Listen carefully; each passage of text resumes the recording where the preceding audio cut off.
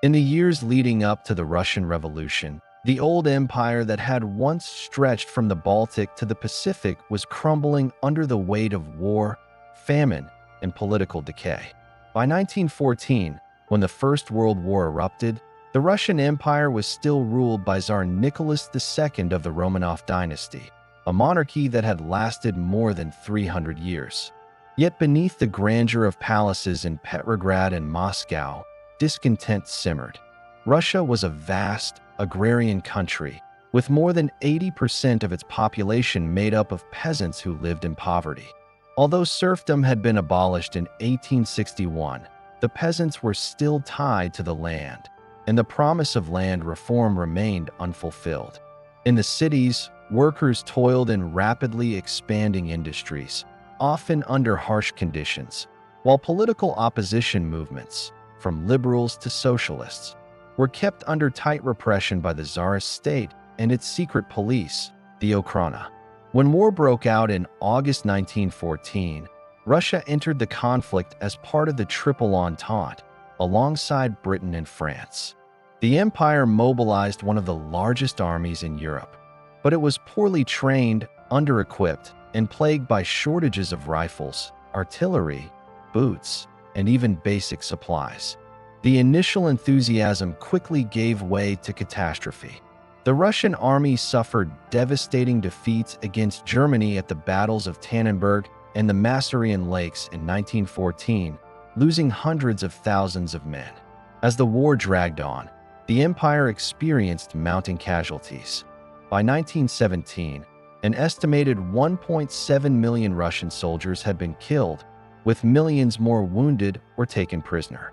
These staggering losses strained families and communities across the empire, while the war effort drained food supplies from the countryside to the front, leaving cities hungry. The war exposed the incompetence of the Tsarist regime. In 1915, Nicholas II made the disastrous decision to assume personal command of the Russian army at the front. This left the government in Petrograd under the influence of the Empress Alexandra and her trusted advisor, the mystic Grigory Rasputin. Rasputin's growing sway over the royal family fueled rumors of corruption and scandal, eroding the monarchy's legitimacy. Meanwhile, inflation soared. By late 1916, the price of food in Petrograd had quadrupled compared to pre-war levels, and bread queues stretched for hours. The railways, overburdened by military demands, often failed to deliver food to the cities. Strikes and protests began to spread among urban workers, who demanded not only bread, but also peace and political reform. By the winter of 1916 to 1917, the empire teetered on collapse. The spark came in Petrograd in late February 1917, when women textile workers marched on International Women's Day, February 23rd, March 8th in the Gregorian calendar, demanding bread and an end to the war. Their protest quickly swelled as factory workers, students, and soldiers joined. Over the following days, demonstrations turned into mass strikes, and the city ground to a halt. When troops were ordered to fire on protesters, many instead mutinied and joined the uprising. Within a week, the Tsar's authority had disintegrated in the capital. On March 2, 1917, Nicholas II abdicated, bringing an end to more than 3 centuries of Romanov rule. The centuries-old autocracy collapsed in a matter of days, not through a planned coup, but through the spontaneous uprising of workers and soldiers. Out of this revolution emerged a fragile arrangement known as dual power. A provisional government, composed mainly of liberals and moderate socialists, assumed authority, pledging to continue the war effort and prepare for a future democratic order. At the same time, workers, soldiers, and peasants revived the institution of Soviets, councils that had first emerged during the 1905 revolution. The Petrograd Soviet quickly became the most powerful, representing the radical voice of the city's workers and soldiers. This uneasy balance between the provisional government and the Soviets would define Russia's political crisis in 1917. Among those returning to Russia in this moment of upheaval was Vladimir Ilyich Lenin, the leader of the Bolshevik faction of the Russian Social Democratic Labor Party. Exiled in Switzerland during the early months of the revolution, Lenin saw the fall of the Tsar not as an endpoint, but as an opening for a socialist transformation. In April 1917, with German assistance, he traveled across Europe in a sealed train, arriving at Finland Station in Petrograd. There, he issued the April Theses, calling for all power to the Soviets, an immediate end to Russia's participation in the war, redistribution of land to the peasants, and the nationalization of industry. His slogans of peace, land, and bread resonated deeply among the exhausted and war-weary population. Throughout the summer of 1917, Russia descended into further turmoil. The provisional government, led first by Prince Georgy Lvov and later by Alexander Kerensky, failed to deliver peace or stability. Its decision to continue fighting against Germany led to fresh military disasters, notably the failed June offensive, which demoralized soldiers and further fueled desertions. Armed demonstrations erupted in Petrograd in July, known as the July Days, as workers and soldiers demanded an end to the government. The uprising was suppressed, and the Bolsheviks faced a temporary setback, with Lenin forced into hiding in Finland. But the government's inability to solve the crises of war, land, and food only eroded its authority further. By August 1917, discontent spread even within the army's leadership. General Lavr Kornilov, the commander-in-chief, marched troops toward Petrograd in what became known as the Kornilov Affair, aiming to restore order and crush radical forces. Kerensky, desperate to defend the city, armed the workers' militias, including the Bolsheviks. The attempted coup collapsed, but the incident discredited Kerensky's government and boosted the credibility of the Bolsheviks as defenders of the revolution. By September, the Bolsheviks had gained majority support in the Petrograd and Moscow Soviets, positioning themselves for a decisive move. In October 1917, the Bolsheviks seized their moment. On the night of October 24th to 25th, November 6th to 7th in the Gregorian calendar, Red Guards, soldiers, and sailors moved through Petrograd, occupying key points such as bridges, railway stations, and telegraph offices. The Winter Palace, the seat of the provisional government, fell with minimal resistance. The Bolsheviks proclaimed a new Soviet government, led by Lenin as chairman of the Council of People's Commissars. This event, later celebrated as the Great October Socialist Revolution, marked the first successful seizure of state power by a Marxist party. Yet the revolution was only the beginning of a long and brutal struggle. Almost immediately, opposition forces mobilized against the Bolsheviks. Former officers, monarchists, liberals, and moderate socialists banded together in armed resistance, forming the White Armies.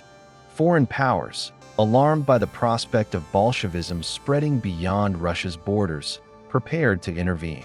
At the same time, the Bolsheviks moved swiftly to consolidate their power.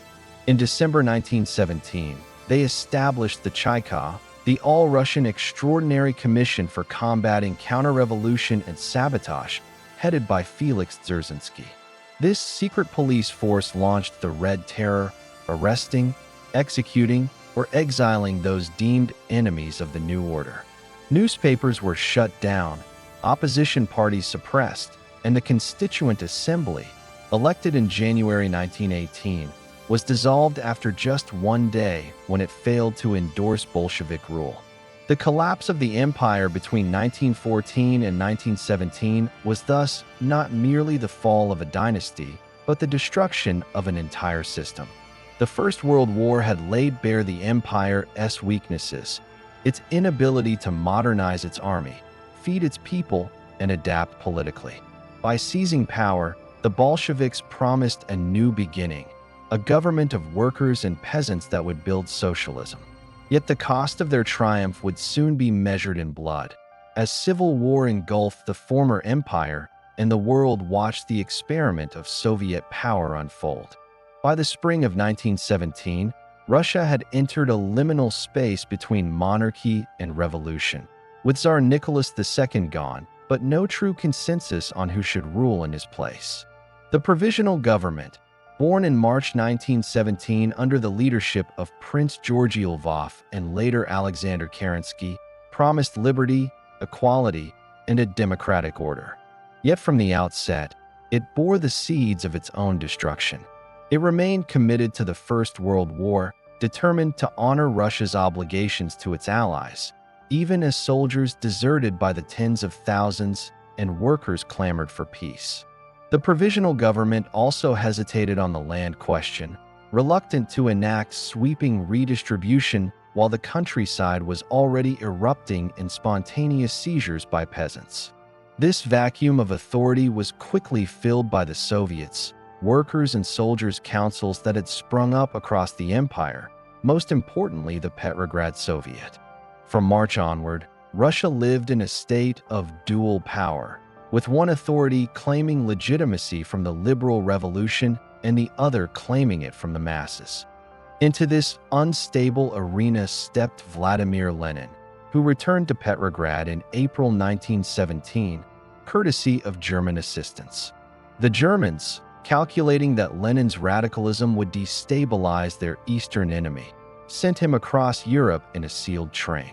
Upon arrival at Finland Station, Lenin electrified his party with the April Theses, a program that rejected support for the Provisional Government and called instead for all power to the Soviets, immediate withdrawal from the imperialist war, and land to the peasants. At first, even his fellow Bolsheviks were taken aback, but Lenin's clarity of vision soon gave the party a unique advantage. It alone promised bread, peace, and land without conditions. Through spring and summer, Bolshevik propaganda spread through factories, trenches, and villages, each new setback of the government translating into fresh recruits for Lenin's cause. The first real test came in July 1917.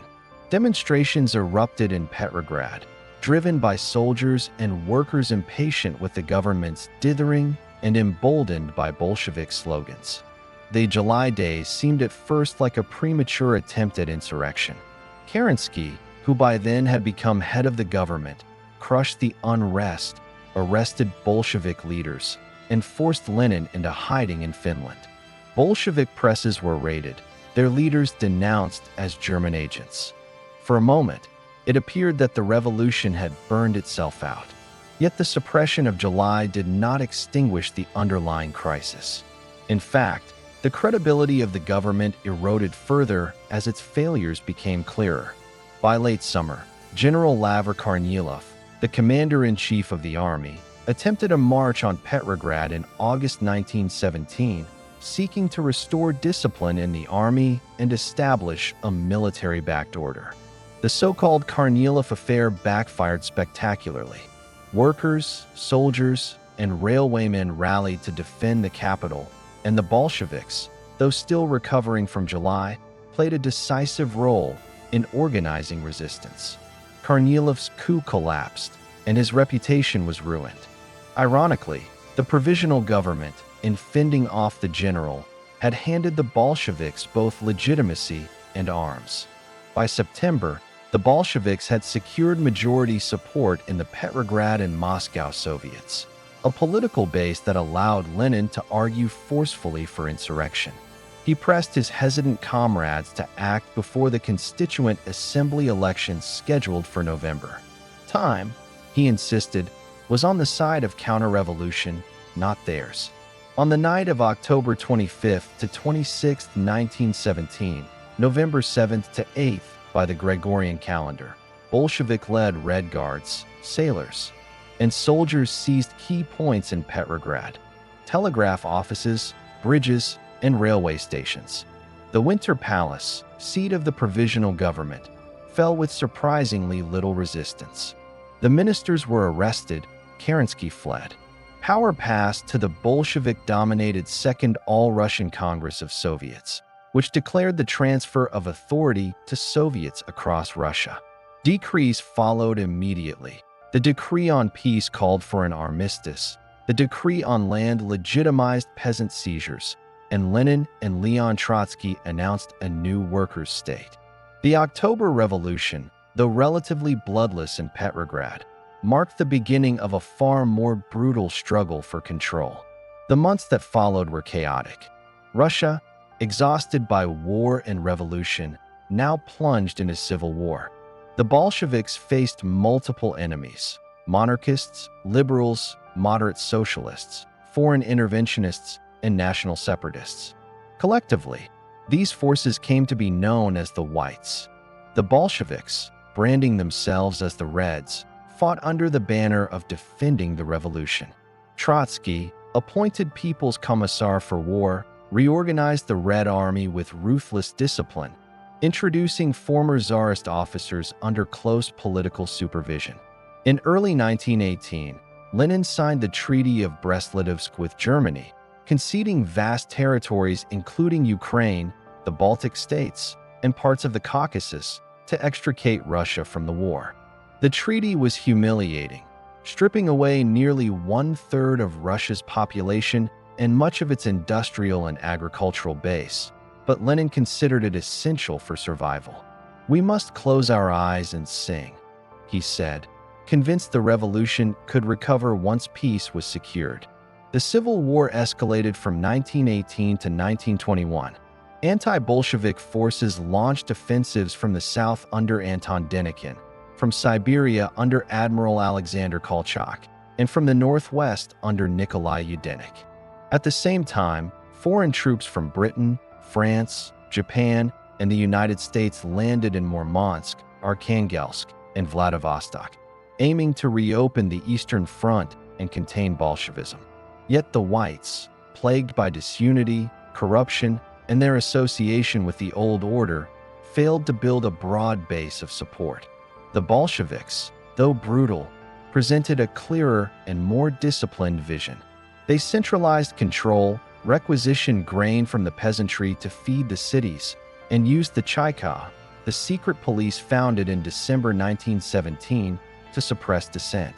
The Red Terror, unleashed in 1918 after an assassination attempt on Lenin, claimed tens of thousands of lives through executions and imprisonment.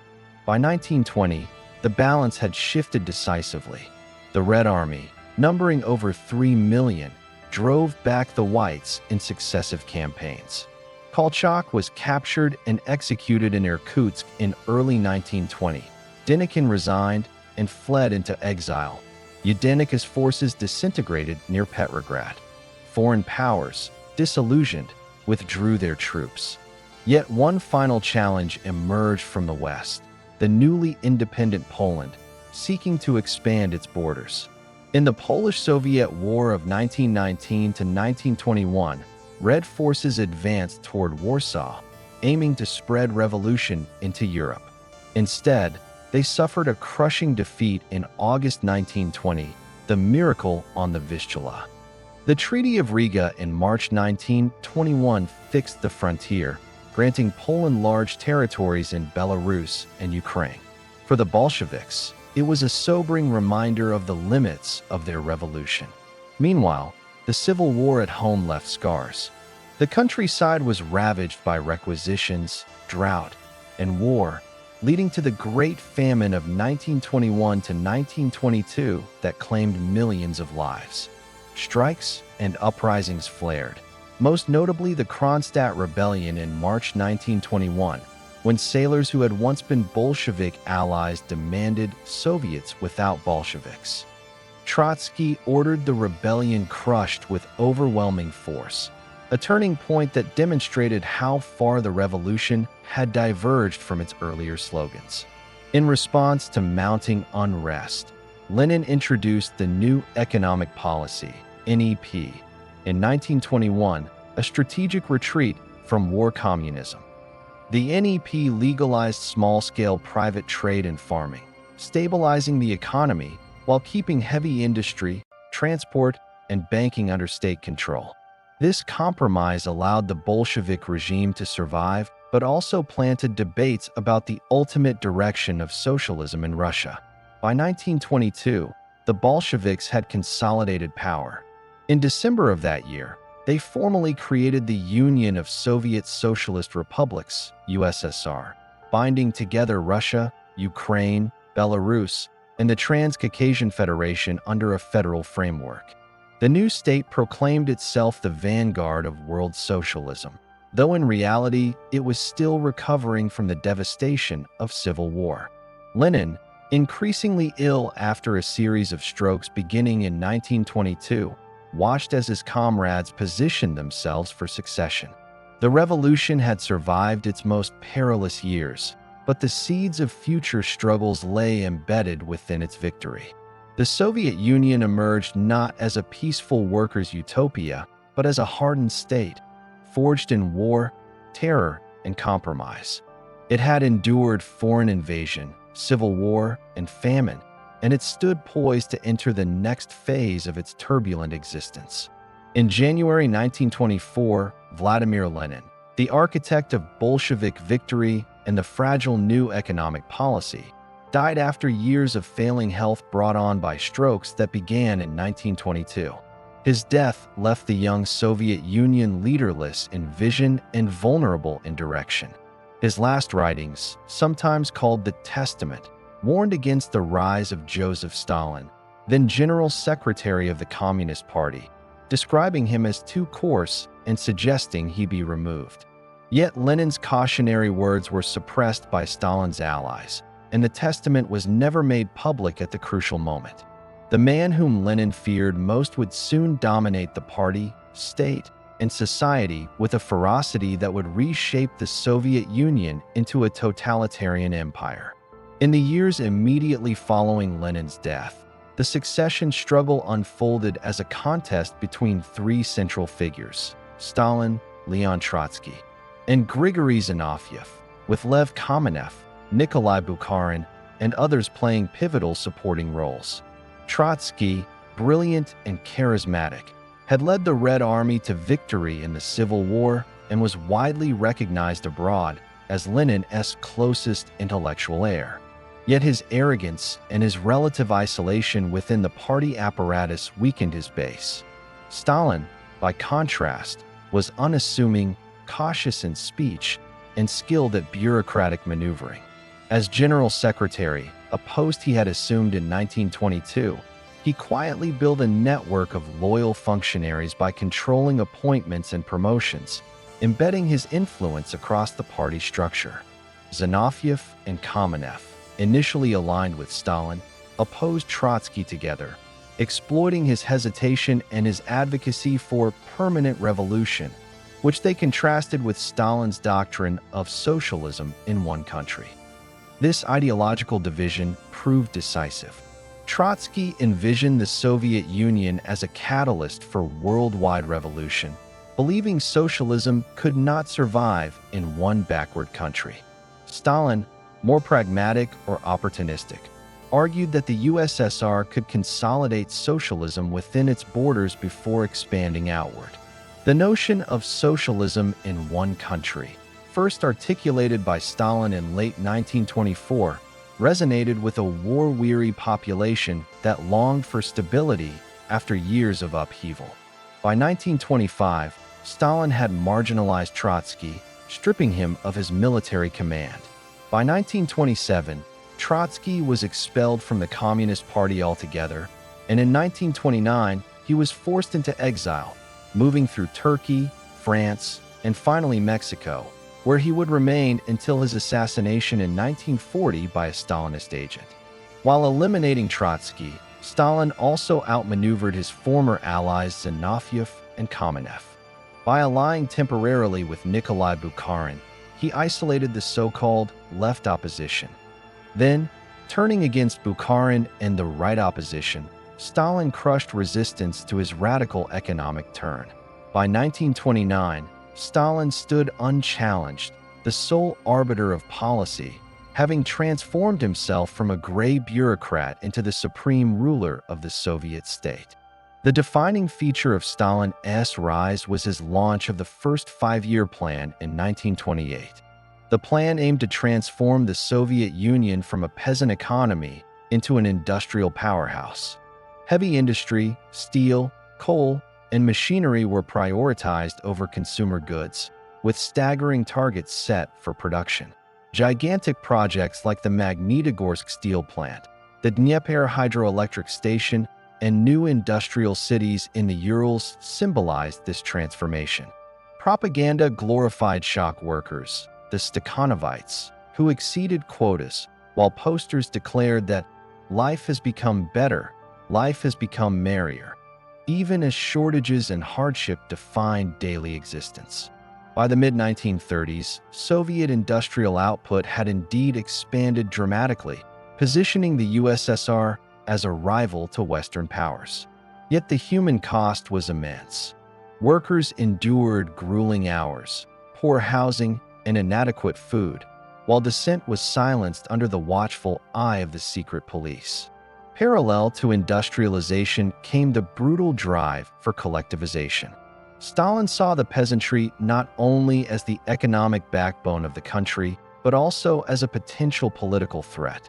In December 1929, he declared the liquidation of the kulaks as a class, targeting wealthier peasants for elimination. Forced collectivization compelled millions of peasants into collective farms, the kolkhozy, where land, tools, and livestock were seized by the state. Resistance was widespread. Peasants slaughtered their animals rather than surrender them, burned crops, or fled. The state responded with ruthless repression. Millions of kulaks were dispossessed, deported to Siberia or Central Asia, or executed outright. Grain requisitions were enforced with violence, as the state sought to export food to fund industrialization. The most horrific consequence was the famine of 1932 to 1933, known in Ukraine as the Holodomor, which claimed millions of lives. While poor harvests and administrative chaos contributed, state policies of forced requisition and punitive measures against resisting villages exacerbated the disaster. By conservative estimates, between 4 and 6 million perished across Ukraine, the North Caucasus, Kazakhstan, and Russia. The famine left deep scars, remembered by survivors as evidence of the ruthless indifference of Stalin's system. Despite the devastation, collectivization succeeded in establishing state control over agriculture, feeding the cities, and securing exports for industrial equipment. The countryside, though broken and traumatized, was now firmly under Moscow's grip. The Soviet Union had been transformed into a command economy, its resources mobilized for Stalin's vision. The consolidation of power was not only economic, but also political and cultural. Stalin fostered a cult of personality unprecedented in Russian history. His image, pipe in hand, dressed modestly, often depicted with children, was omnipresent. Official histories elevated him as Lenin's closest disciple, the genius of all times and peoples. Portraits, statues, and renamings, Stalingrad, Stalinogorsk, reinforced his symbolic dominance. Meanwhile, the arts were subordinated to the doctrine of socialist realism, demanding that literature, film, and art glorify socialism and the Soviet state. Writers who strayed from the line faced censorship, exile, or death. But Stalin's consolidation was cemented most chillingly through terror. Beginning in the mid-1930s, the Great Purges swept across the party, the army, and society. The assassination of Sergei Kirov, Leningrad party boss, in December 1934 provided Stalin with a pretext. The Moscow trials of 1936 to 1938 staged confessions from Zinoviev, Kamenev, Bukharin, and others, forced under torture and threats. They admitted to implausible conspiracies, collusion with Trotsky, foreign espionage, plots to kill Stalin, and were executed. The purge extended to the military, with 3 of 5 marshals, most commanders, and tens of thousands of officers shot or imprisoned, leaving the Red Army decimated on the eve of war. Ordinary citizens, too, lived under fear. Denunciations spread, Neighbors betrayed neighbors, and the NKVD filled prisons and labor camps. By 1939, millions had passed through the Gulag system, scattered across Siberia and Central Asia, building railroads, mining, and logging under brutal conditions. Paradoxically, even as terror reigned, Soviet society experienced real transformations. Literacy campaigns, technical training, and expanded education created a new generation of engineers, teachers, and specialists.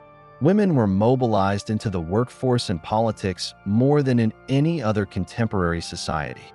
The Soviet Union, for all its repression, provided paths of social mobility for those willing to conform. Life expectancy, though interrupted by famine and terror, began to climb, and urban culture, cinema, theater, and sport flourished under state sponsorship. By the late 1930s, Stalin's Soviet Union had become both a formidable industrial state and a nation traumatized by violence. Its economy, though unbalanced, could produce tanks, aircraft, and munitions on a massive scale.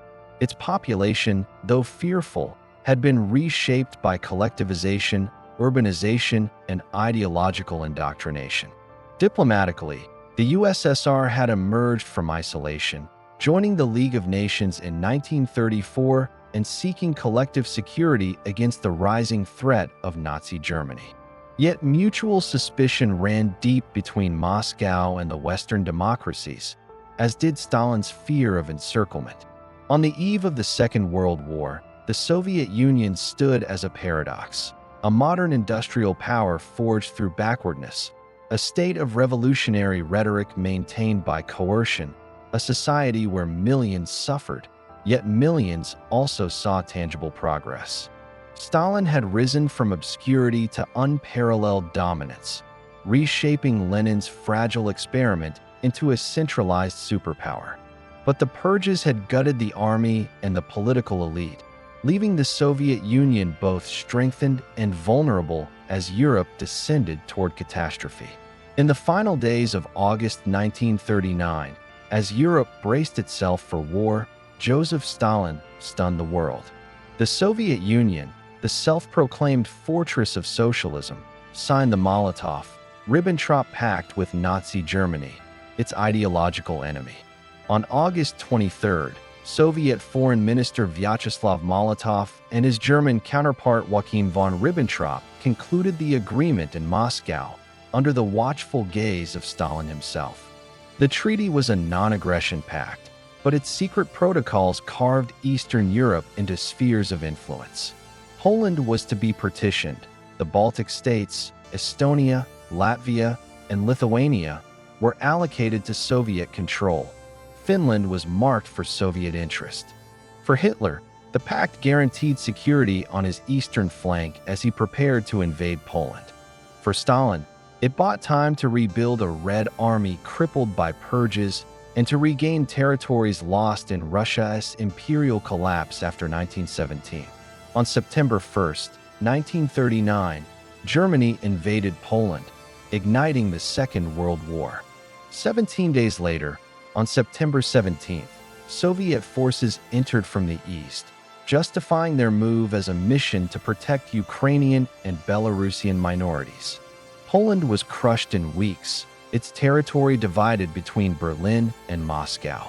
The Soviets annexed eastern Poland, and in the following month, they absorbed the Baltic states, occupying them with Red Army troops before formally annexing them in June 1940. In Finland, the Soviets demanded border concessions, sparking the Winter War of 1939 to 1940. Despite overwhelming numbers, the Red Army struggled against Finnish resistance in freezing forests. Soviet losses reached 126,000 dead before Finland ceded territory in the Moscow Peace Treaty of March 1940. The performance of the Soviet army exposed the damage inflicted by Stalin's purges, officers executed, ranks inexperienced, and strategy chaotic. Yet Stalin claimed a victory, and the Soviet border edged westward. In June 1941, this uneasy arrangement with Hitler was shattered. On the morning of June 22, 1941, Germany launched Operation Barbarossa, the largest invasion in history. More than 3 million German soldiers, supported by tanks, artillery, and aircraft, surged across a 1,800-mile front.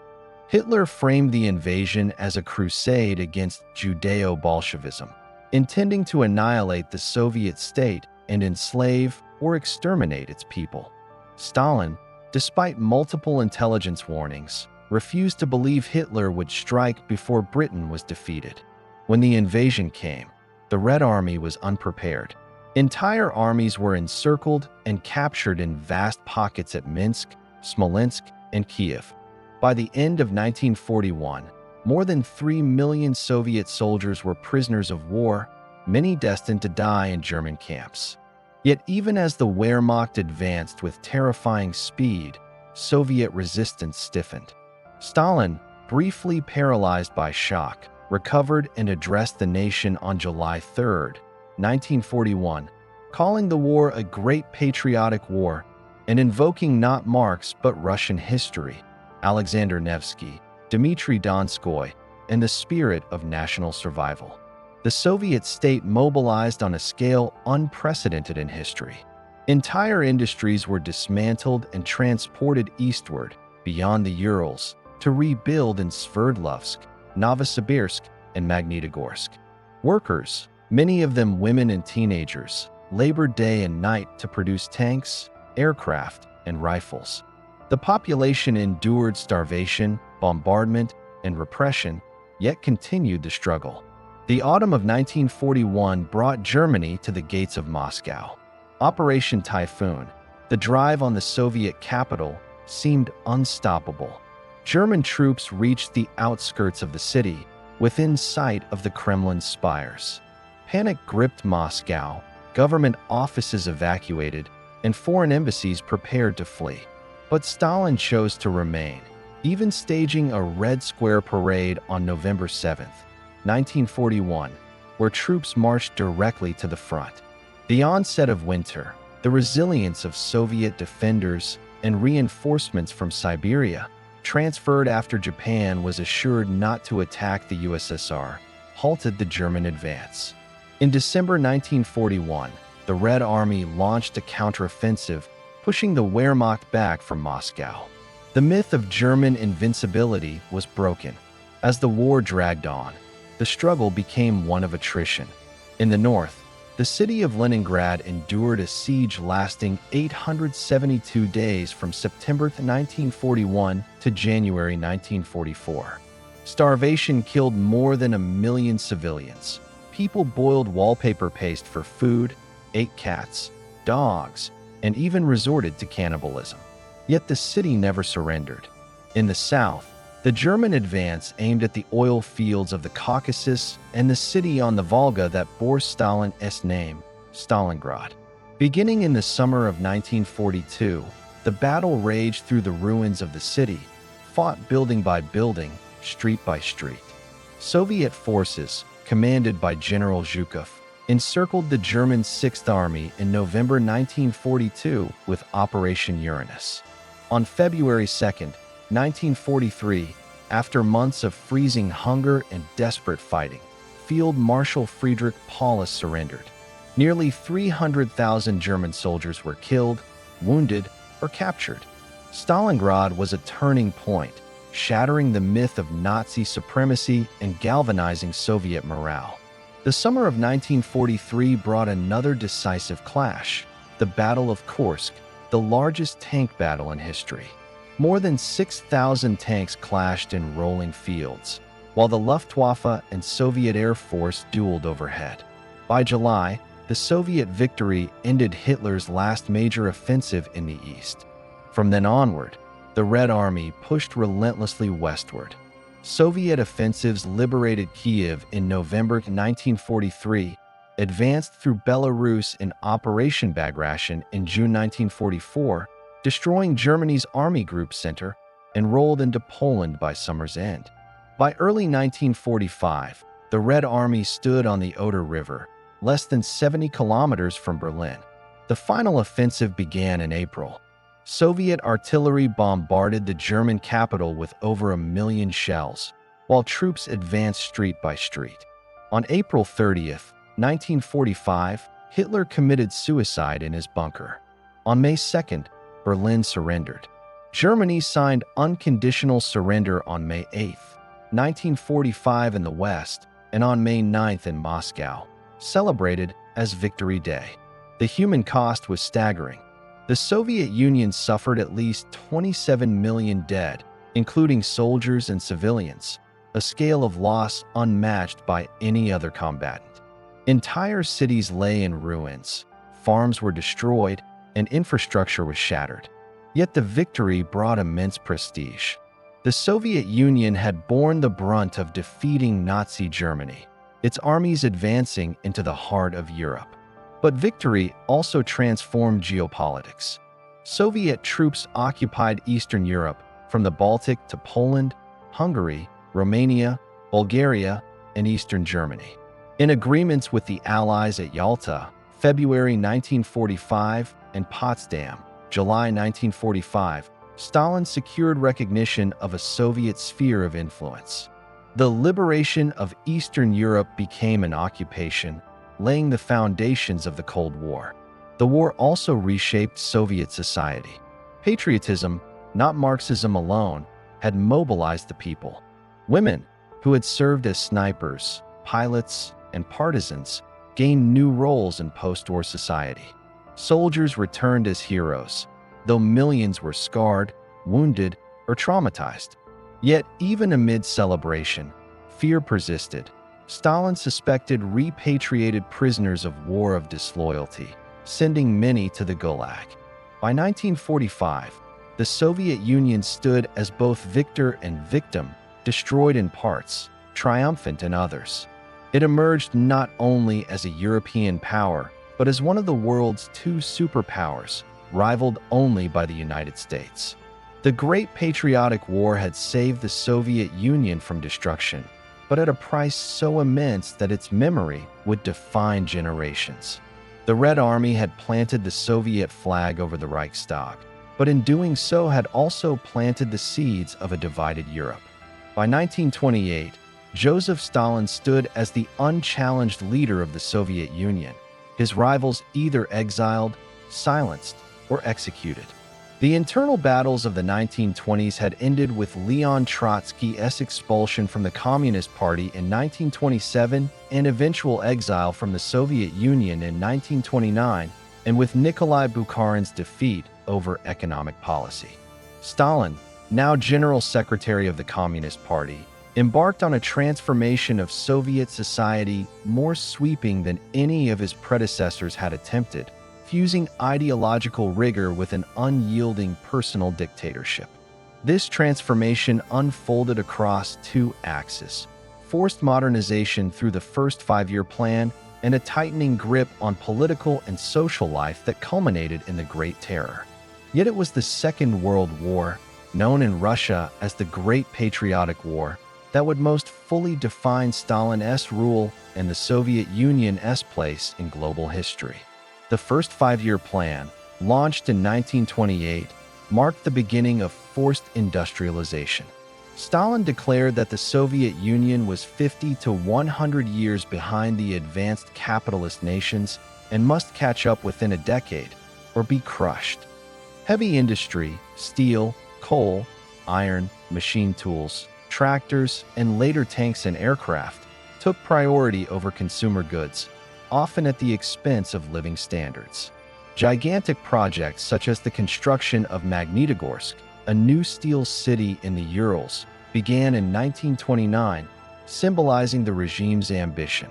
The Dnieper hydroelectric station, launched in 1927 and completed in 1932, became one of the largest in the world, illuminating Stalin's vision of transforming nature itself to serve socialism.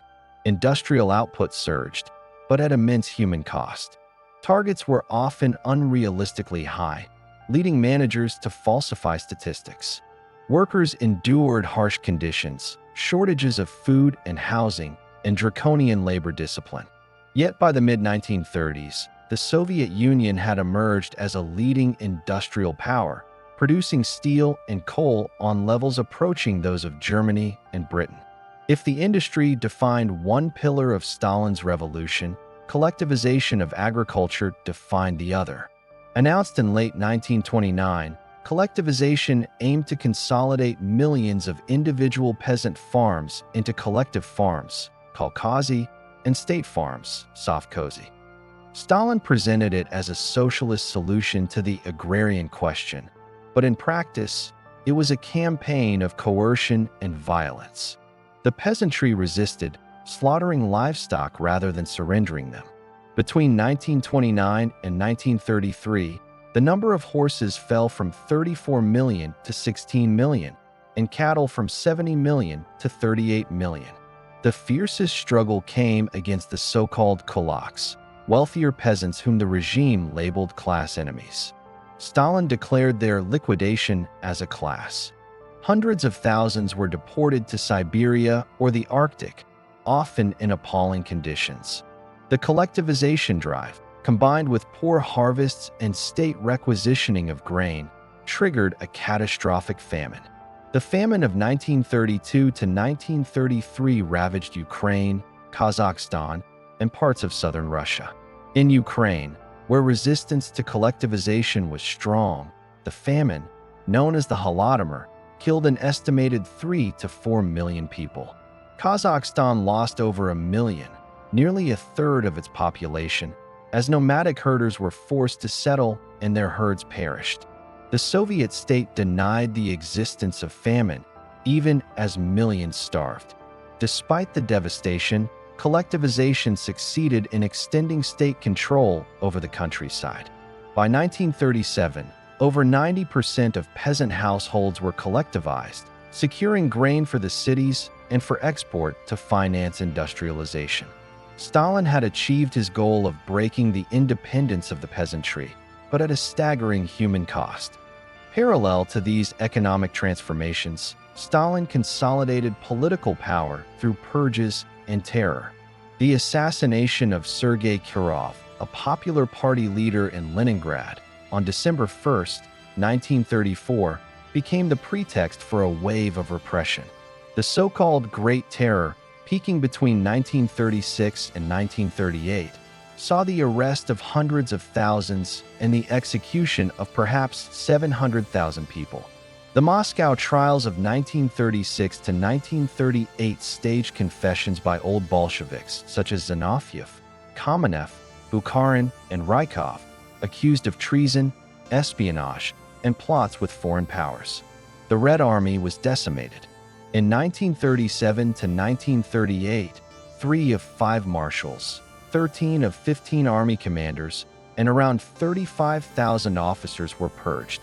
This crippled the Soviet military just as Europe moved toward war.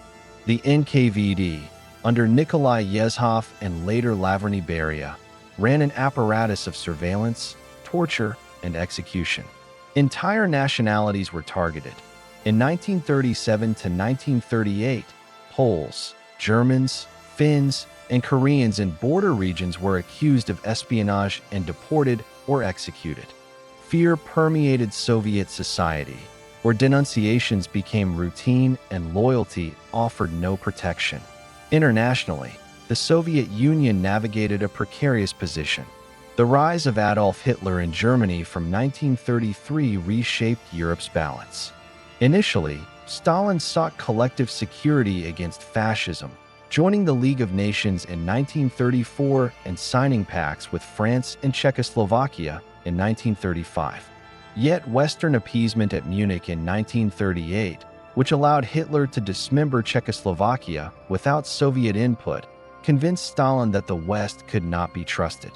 This calculation led to one of the most consequential agreements of the 20th century, the Molotov-Ribbentrop Pact, signed on August 23, 1939 between Soviet Foreign Minister Vyacheslav Molotov and German Foreign Minister Joachim von Ribbentrop. The public pact was one of non-aggression. The secret protocol divided Eastern Europe into spheres of influence.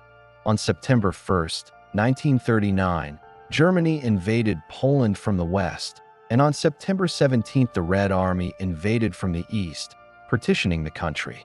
The Soviet Union annexed eastern Poland, the Baltic states of Estonia, Latvia, and Lithuania in 1940, and Bessarabia and northern Bukovina from Romania.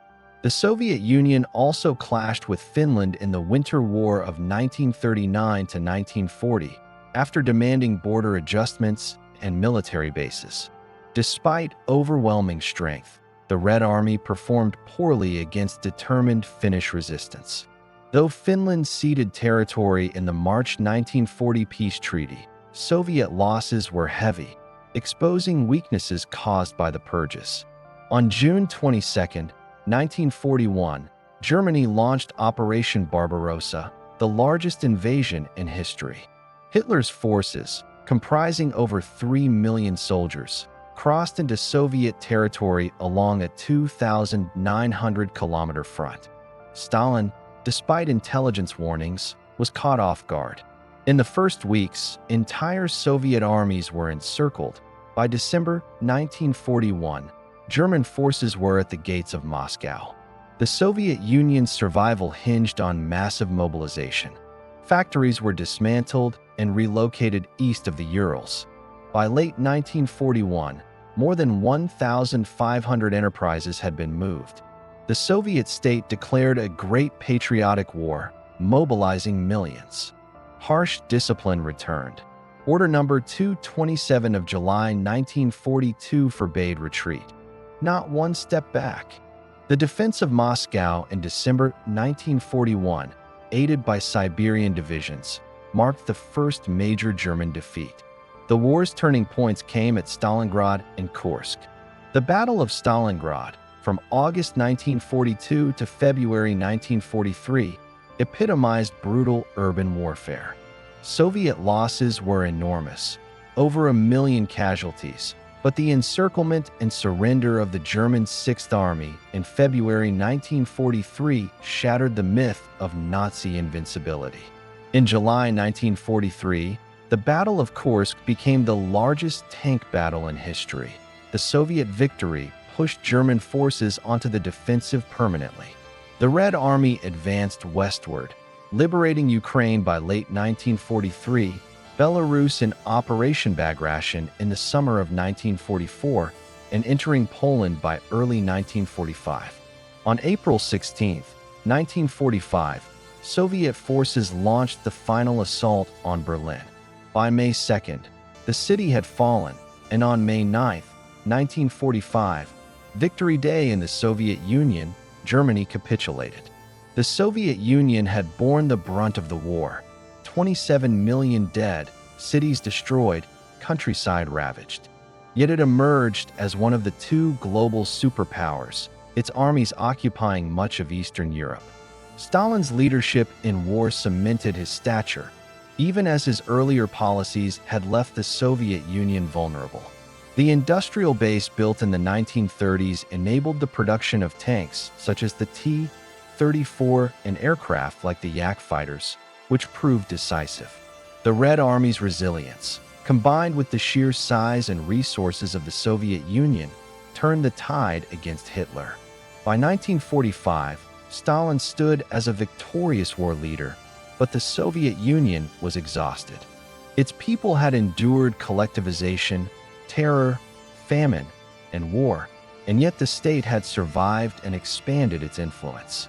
The Soviet Union entered the post-war world both triumphant and scarred, its place in the unfolding Cold War already taking shape. The Second World War had left the Soviet Union in ruins, but also victorious.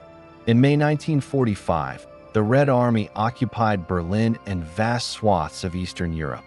The war had cost the Soviet Union some 27 million lives, roughly 1 in 7 of its citizens, and destroyed whole cities, industries, and farmland.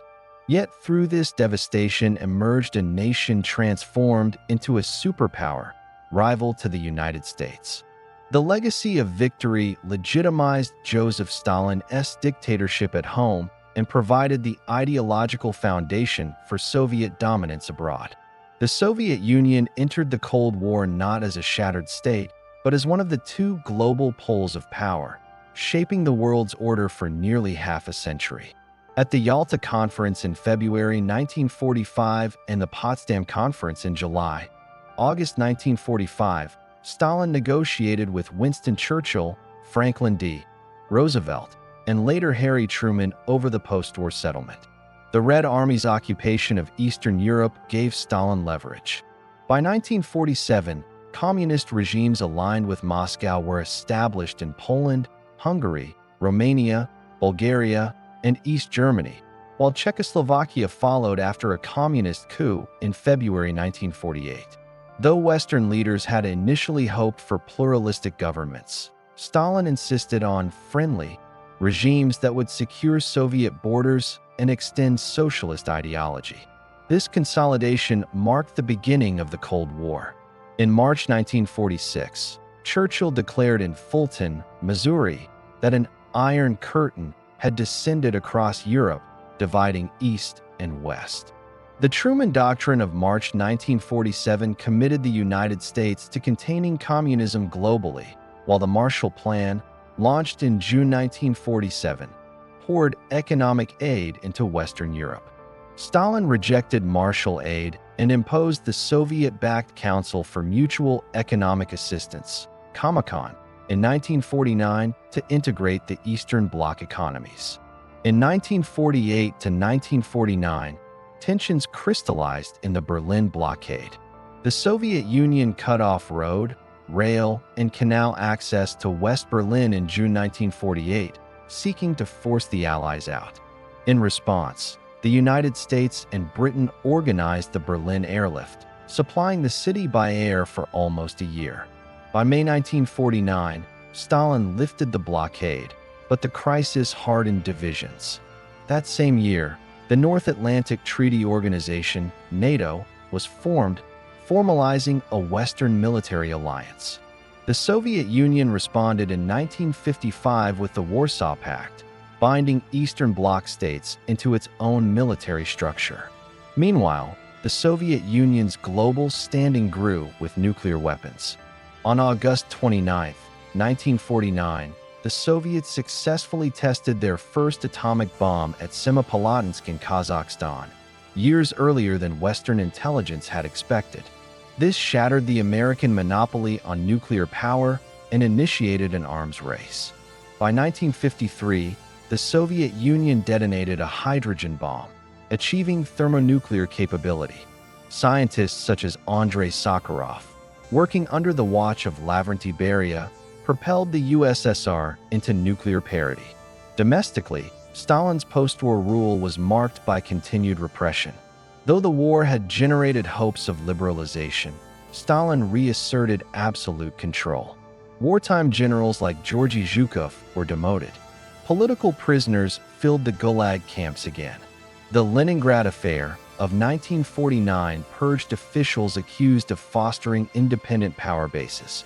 Anti-Semitism intensified in Stalin's final years, culminating in the so-called Doctor's Plot of 1952 to 1953, in which Jewish doctors were accused of conspiring to poison Soviet leaders. Arrests began, though the case collapsed after Stalin's death. Stalin died on March 5, 1953 at his Kuntsevo dacha outside Moscow. His death plunged the Soviet leadership into uncertainty. A collective leadership initially emerged, Georgy Malenkov as premier, Lavrentiy Beria as head of the security services, and Nikita Khrushchev as party secretary.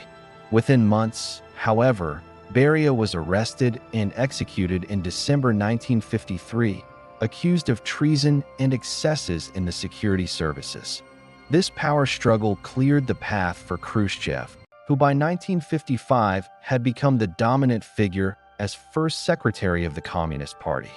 Khrushchev's leadership inaugurated a new era, often called the Thaw. At the 20th Party Congress in February 1956, he delivered his secret speech, denouncing Stalin's cult of personality, mass purges, and crimes against party members. This unprecedented critique shocked delegates and reverberated across the socialist world. While Khrushchev remained committed to socialism and one-party rule, he sought to distance the Soviet system from Stalinist terror. Censorship eased slightly, political prisoners were rehabilitated, and intellectual life cautiously revived. Writers like Ilya Ehrenburg and Alexander Solzhenitsyn gained prominence, though limits remained. Yet Khrushchev's de-Stalinization provoked turmoil in the Eastern Bloc. In June 1956, workers in Poznan, Poland, struck against poor conditions, prompting a broader crisis. The Polish leadership shifted under the Ladislaw Gomulka, who secured Soviet tolerance by pledging loyalty while granting limited reforms. In Hungary, however, de-Stalinization triggered a revolution. On October 23, 1956, students and workers in Budapest demanded free elections, withdrawal from the Warsaw Pact, and democratic rights. The movement grew into a nationwide uprising. Imre Nagy, returning as prime minister, declared Hungary's neutrality. Moscow at first hesitated, then acted decisively. On November 4, 1956, Soviet tanks invaded Budapest, crushing the revolution at the cost of thousands of lives. Nagy was later executed in 1958. The Hungarian crisis demonstrated that Moscow would not tolerate defection from its bloc. On the global stage, Khrushchev proclaimed peaceful coexistence with the West, but rivalry intensified. The launch of Sputnik 1 on October 4, 1957, the first artificial satellite, stunned the world. It marked the beginning of the space race and showcased Soviet technological prowess. In April 1961, Yuri Gagarin became the first human in space aboard Vostok 1, further enhancing Soviet prestige. The space program, led by Sergei Korolev, was one of the USSR's most visible successes, symbolizing its claim to scientific modernity. But crises abounded. In 1960, the U-2 incident saw an American spy plane shot down over Soviet territory, derailing a planned summit. In Berlin, tensions escalated as East Germans fled to the west. On August 13, 1961, East German authorities, backed by Moscow, erected the Berlin Wall, sealing off East Berlin to prevent further exodus. The wall became the most visible symbol of the Cold War divide. The most dangerous confrontation came in Cuba. In April 1961, the U.S.-backed Bay of Pigs invasion attempted to overthrow Fidel Castro's revolutionary government. Seeking to secure an ally in the Western Hemisphere and counter U.S. nuclear missiles in Turkey and Italy, Khrushchev secretly deployed Soviet nuclear missiles to Cuba in 1962. The discovery by American reconnaissance planes in October triggered the Cuban Missile Crisis. For 13 tense days, the world stood on the brink of nuclear war. Ultimately, Khrushchev agreed to withdraw the missiles in exchange for U.S. guarantees not to invade Cuba and the eventual withdrawal of American missiles from Turkey. Though the crisis ended peacefully, it was perceived as a humiliation for Khrushchev, damaging his standing at home and abroad. Khrushchev also struggled with economic reform. He attempted to shift focus toward consumer goods and agriculture, launching the Virgin Lands campaign in 1954 to cultivate new farmland in Kazakhstan and Siberia. Initially successful, it faltered due to poor planning, soil exhaustion, and droughts.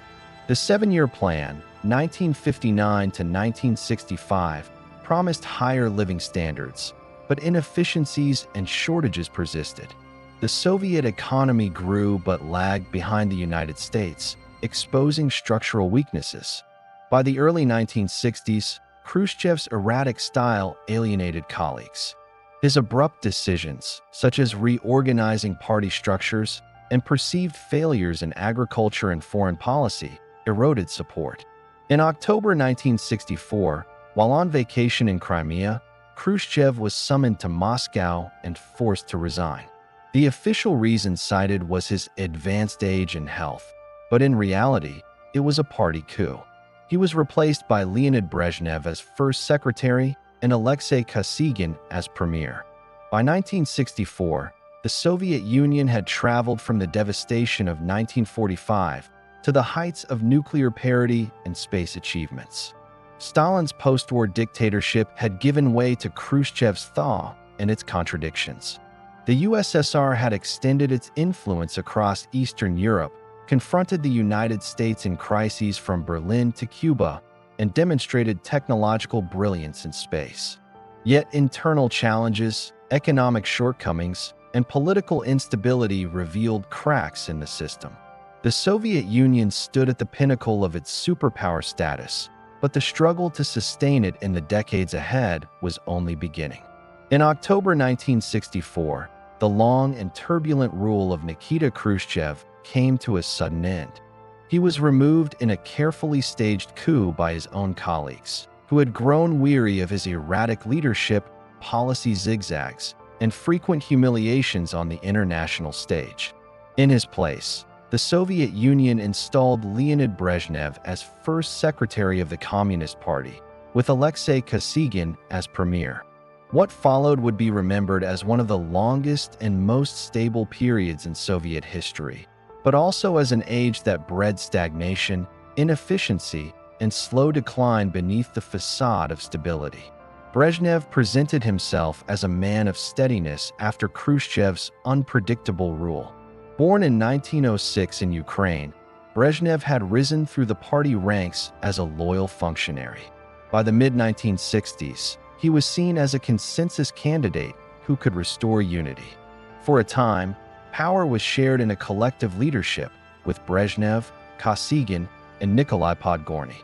Yet by the early 1970s, Brezhnev consolidated authority, marginalizing his rivals and becoming the undisputed leader of the Soviet Union. Brezhnev's rule emphasized predictability and conservatism. Khrushchev's experiments, his agricultural campaigns, constant reorganizations, and reckless foreign policy were quietly abandoned. Brezhnev restored a degree of orthodoxy in governance. The Communist Party reasserted its supremacy, and political dissent, though less brutally crushed than under Stalin, was carefully monitored and repressed. The Brezhnev era coincided with a new stage of the Cold War. In August 1968, the Soviet Union faced a dramatic challenge within its own sphere. In Czechoslovakia, Alexander Dubček launched the Prague Spring, a program of liberal reforms that promised socialism with a human face. Censorship was relaxed, political debate flourished, and there was even talk of loosening ties with Moscow. Alarmed, Brezhnev convened Warsaw Pact allies. On the night of 20–21 August 1968, Soviet and Allied forces invaded Czechoslovakia with 200,000 troops and 2,000 tanks. The Prague Spring was crushed, Dubček was deposed. This intervention gave rise to the so-called Brezhnev Doctrine, proclaimed in November 1968, which declared that the USSR had the right to intervene militarily in any socialist country threatened by forces hostile to socialism. It institutionalized the idea of limited sovereignty for Eastern Bloc states. Domestically, the Soviet economy entered its era of stagnation. In the 1960s, under Kosygin's reforms, there had been attempts to improve efficiency by giving enterprises more autonomy. Initially, these reforms boosted productivity, but by the early 1970s, they stalled. Brezhnev feared decentralization would weaken party control. The result was a rigid, bureaucratic system in which growth slowed dramatically. By the late 1970s, annual GDP growth had fallen from 5 to 6% in the 1950s to barely 2%. Oil and gas exports masked the crisis.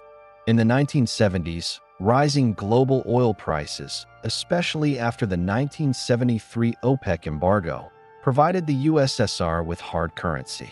Energy exports financed imports of grain from the United States and Canada, since Soviet agriculture lagged badly. The Virgin Lands campaign of the Khrushchev era had failed, and chronic shortages continued. Those shelves often appeared stocked. Queues for basic goods became a defining feature of daily life. A vibrant black market, blat, the use of connections, was necessary for securing quality products. Despite stagnation, Brezhnev presided over a rise in living standards compared to earlier decades. Soviet citizens enjoyed guaranteed employment, modest improvements in housing, and greater access to consumer goods like televisions and refrigerators. The regime emphasized stability, no mass purges, fewer arbitrary arrests, and limited but real material comforts. Yet corruption flourished within the system. Officials used their positions for personal enrichment. By the late 1970s, the Soviet Union had become a gerontocracy, ruled by elderly leaders more interested in preserving the status quo than reform. Culturally, dissent found quieter channels. Writers such as Alexander Solzhenitsyn, whose The Gulag Archipelago was smuggled abroad and published in 1973, exposed the brutal realities of Stalin's camps. The government exiled Solzhenitsyn in 1974. Andrei Sakharov, father of the Soviet hydrogen bomb, became a leading human rights activist, criticizing Soviet repression and the arms race. He was awarded the Nobel Peace Prize in 1975, though he was banned from leaving the country to accept it. Dissidents circulated samizdat, underground literature, but were often harassed, arrested, or confined in psychiatric hospitals. On the international front, the 1970s brought both confrontation and cooperation. Brezhnev pursued détente, a policy of easing tensions with the United States.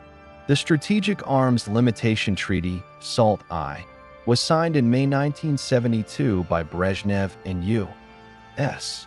President Richard Nixon, marking the first major arms control agreement of the Cold War.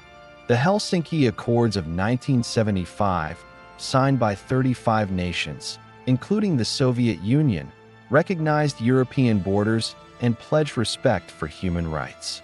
Ironically, these provisions later became a rallying point for dissidents inside the USSR.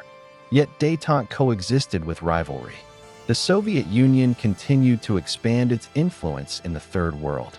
It supported socialist movements and governments in Africa, Asia, and Latin America, such as the MPLA in Angola, the Derg regime in Ethiopia, and Fidel Castro's Cuba.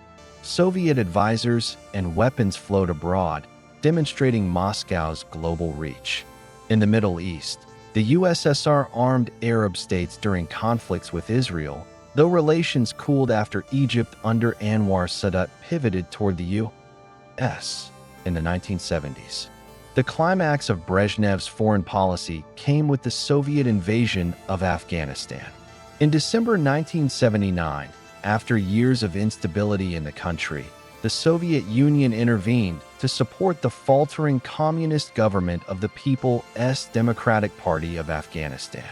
Soviet troops entered Kabul on December 24th, and President Hafizullah Amin was assassinated days later, replaced by Bubrak Karmal, a more pliant leader.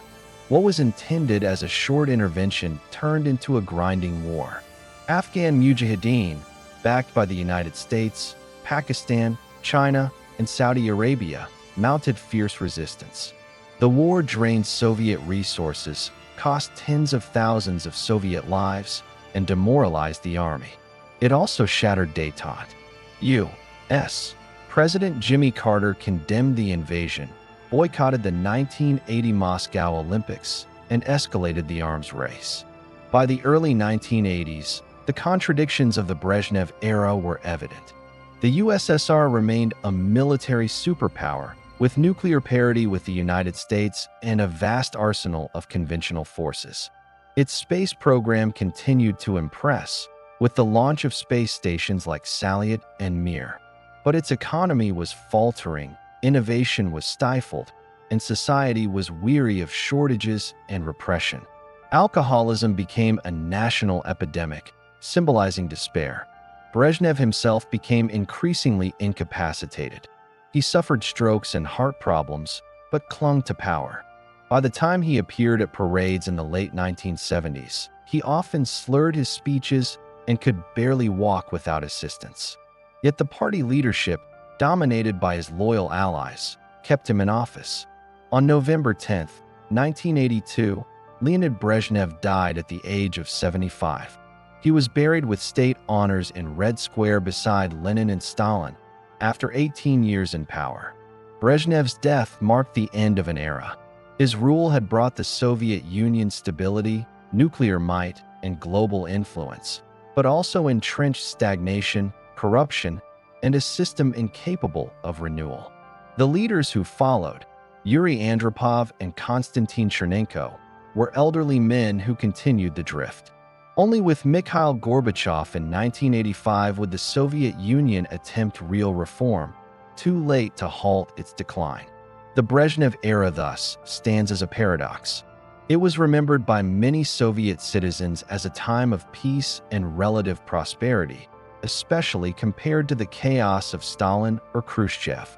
Yet historians see it as the period when the Soviet system, having reached its peak, began its slow and irreversible decay, a decline that would culminate in the collapse of 1991. With Joseph Stalin's death on March 5, 1953, the Soviet Union entered a phase of profound transition, a moment when the machinery of power built around one man had to be restructured without him.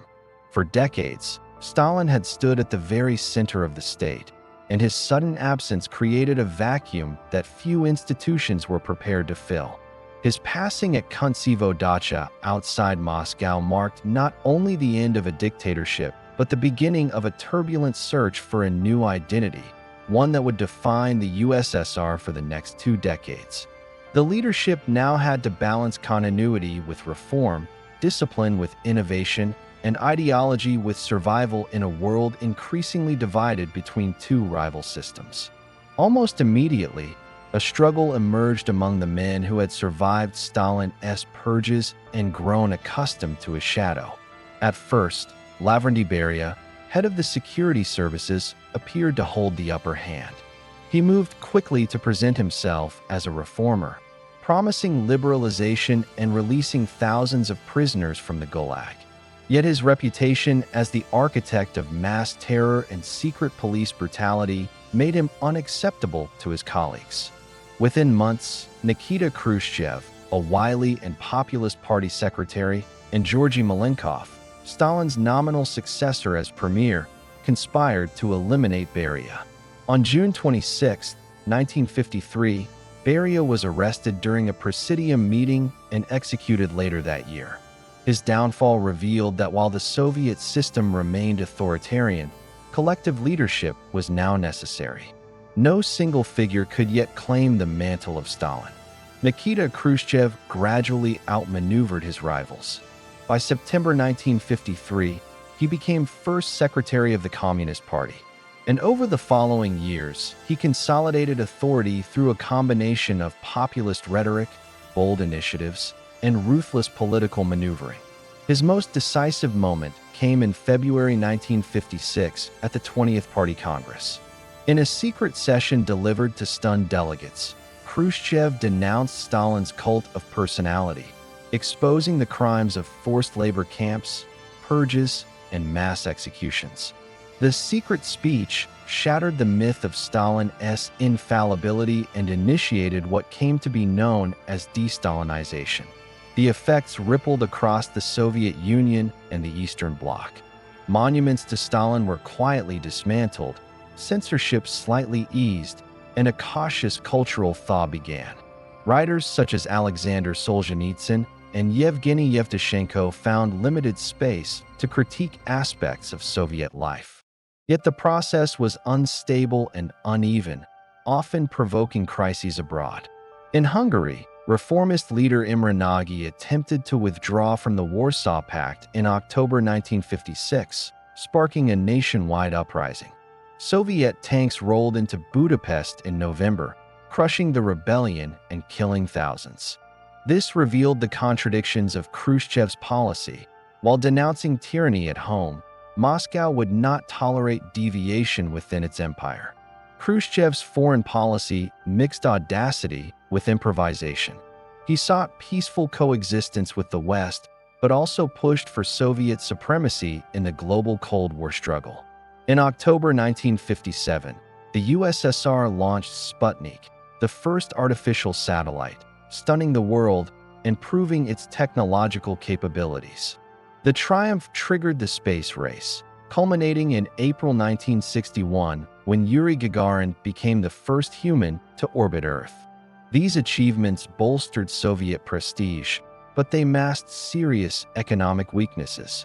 The centrally planned economy struggled to provide consumer goods, and Khrushchev's much-publicized Virgin Lands campaign to increase grain production in Kazakhstan and Siberia initially boosted output, but by the early 1960s had faltered due to soil exhaustion and poor infrastructure. Khrushchev's style, boisterous, unpredictable, and sometimes reckless, brought both successes and disasters. He courted the developing world, presenting the Soviet Union as an alternative model to Western capitalism, and aided newly independent nations. Yet his brash tactics on the world stage could alarm even allies. The Berlin Crisis of 1958 to 1961, where Khrushchev demanded Western powers leave the city, culminated in the construction of the Berlin Wall in August 1961. It became a global symbol of division between East and West. The most dangerous moment came during the Cuban Missile Crisis in October 1962. Seeking to counter U.S. missiles in Turkey and bolster Cuba's security, Khrushchev secretly deployed nuclear missiles to the island. When American reconnaissance discovered them, a tense 13-day standoff ensued. On October 28th, Khrushchev agreed to withdraw the missiles in exchange for U.S. assurances not to invade Cuba and the eventual removal of missiles from Turkey. Though he presented the resolution as a victory, the perception that the Soviet Union had backed down damaged his standing at home and abroad. Domestically, Khrushchev introduced reforms intended to decentralize the economy, transferring power from central ministries to regional councils. He also reorganized the Communist Party along industrial and agricultural lines. These measures created confusion and resistance. Meanwhile, his housing program succeeded in constructing millions of apartments, easing urban overcrowding, yet they often symbolized the drab, utilitarian nature of Soviet life. By the early 1960s, discontent with Khrushchev's erratic leadership grew among the elite. Agricultural failures in 1962 to 1963, combined with his unpredictable foreign policy, eroded support. In October 1964, while on vacation in Pitsunda, Khrushchev was summoned back to Moscow, where his colleagues, led by Leonid Brezhnev, orchestrated his removal. Officially, he was retired for advanced age and health problems. In reality, it was a bloodless coup, signaling that while the Soviet Union had moved past Stalin's terror, political dissent at the top still carried risks. From 1964 until he died in 1982, Brezhnev emphasized stability, conservatism, and the maintenance of Soviet global influence. His rule contrasted sharply with Khrushchev's volatility. Policy decisions were cautious, consensus-driven, and resistant to reform. This appealed to a population weary of constant upheaval, but also entrenched inefficiencies. Brezhnev prioritized heavy industry, defense, and the military-industrial complex at the expense of consumer needs. While living standards rose modestly in the late 1960s and early 1970s, shortages persisted and black market trade flourished. Corruption spread widely through the party and bureaucracy, with nepotism and bribery becoming systemic features of governance. On the global stage, Brezhnev presided over both détente and renewed confrontation. The late 1960s saw the continuation of the Cold War rivalry. In 1968, Soviet and Warsaw Pact forces invaded Czechoslovakia to crush the Prague Spring, a reformist movement led by Alexander Dubček. This intervention enshrined the so-called Brezhnev Doctrine, affirming the right of the USSR to intervene in socialist states to preserve communism. It ensured loyalty within the bloc but tarnished Moscow's image internationally. Yet the 1970s also brought a period of relaxation in East-West relations. Brezhnev met with U.S. President Richard Nixon in Moscow in 1972, signing the Strategic Arms Limitation Treaty, SALT-I, and the Anti-Ballistic Missile Treaty. These agreements marked the first serious attempts to curb the nuclear arms race. Trade and cultural exchanges expanded, and détente promised a thaw in global tensions. At home, Brezhnev's emphasis on prestige projects continued the space program, highlighted by the Apollo-Soyuz test project in 1975, a joint U.S.-Soviet mission symbolizing cooperation. However, détente had limits. By the late 1970s, relations soured again. The Soviet decision to deploy SS-20 missiles in Eastern Europe and to expand its influence in Africa and Asia alarmed the West. The breaking point came in December 1979, when the Soviet Union invaded Afghanistan to support a faltering communist government. Intended as a short intervention, it became a decade-long conflict draining resources, costing tens of thousands of lives, and severely damaging Soviet prestige. The invasion led to the U.S. boycott of the 1980 Moscow Olympics and marked the effective end of détente. Elderly, often infirm figures dominated the Politburo, resistant to change. Brezhnev himself suffered declining health, yet remained in power until his death on November 10, 1982. His era left the USSR militarily formidable and globally influential, but economically stagnant and internally brittle. The promise of communism remained unfulfilled for millions of Soviet citizens who stood in queues for basic goods while watching Western consumer culture flourish. The decades following Stalin's death thus traced a complex arc, from Khrushchev's dramatic de-Stalinization and risky gambits, through the cautious conservatism of Brezhnev. The Soviet Union navigated a world transformed by nuclear rivalry, ideological competition, and cultural ferment. Each policy, each crisis, each reform attempt revealed both the strengths and vulnerabilities of the Soviet system. By the early 1980s, the USSR was at once a superpower commanding fear and respect, and an empire struggling under the weight of its contradictions, setting the stage for the storms to come. By the early 1980s, the Soviet Union had entered a period of quiet stagnation that was no less dangerous than an open crisis. The long rule of Leonid Brezhnev, lasting from 1964 until his death in November 1982, had left the state weighed down by inefficiency, bureaucracy, and the sclerosis of an aging leadership. His passing marked the beginning of a rapid succession of leaders, each older and more infirm than the last, signaling to Soviet citizens and the wider world that the political system was running out of vitality. The period from 1982 to 1985 became a twilight of gerontocracy, where promises of reform were raised and swiftly extinguished, and where the once mighty Soviet Union appeared brittle, tired, and unsure of its path forward. Yuri Andropov, Brezhnev's successor, was 68 when he assumed power. He had risen to prominence as the head of the KGB from 1967, and though his reputation was that of a hardliner, he was unusually aware of the Soviet system's flaws. Having observed the failures of economic planning, the corruption of officials, and the lack of discipline in Soviet society, Andropov was determined to impose control and revive efficiency. His tenure, however, lasted just 15 months, from November 1982 until his death in February 1984. Within that short span, he introduced measures that hinted at both toughness and reform. He initiated an anti-corruption campaign that targeted high-level officials, a rarity in the Soviet state, where privileges had long been accepted as untouchable.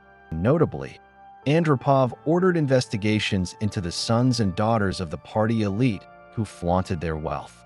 He also launched campaigns against absenteeism and drunkenness, sending police into factories, offices, and even cinemas to haul workers back to their jobs.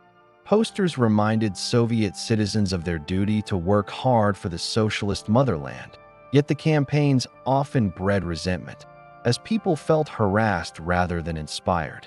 Still, Andropov's recognition that the economy required discipline, modernization, and technological investment was a step toward acknowledging the reality of stagnation.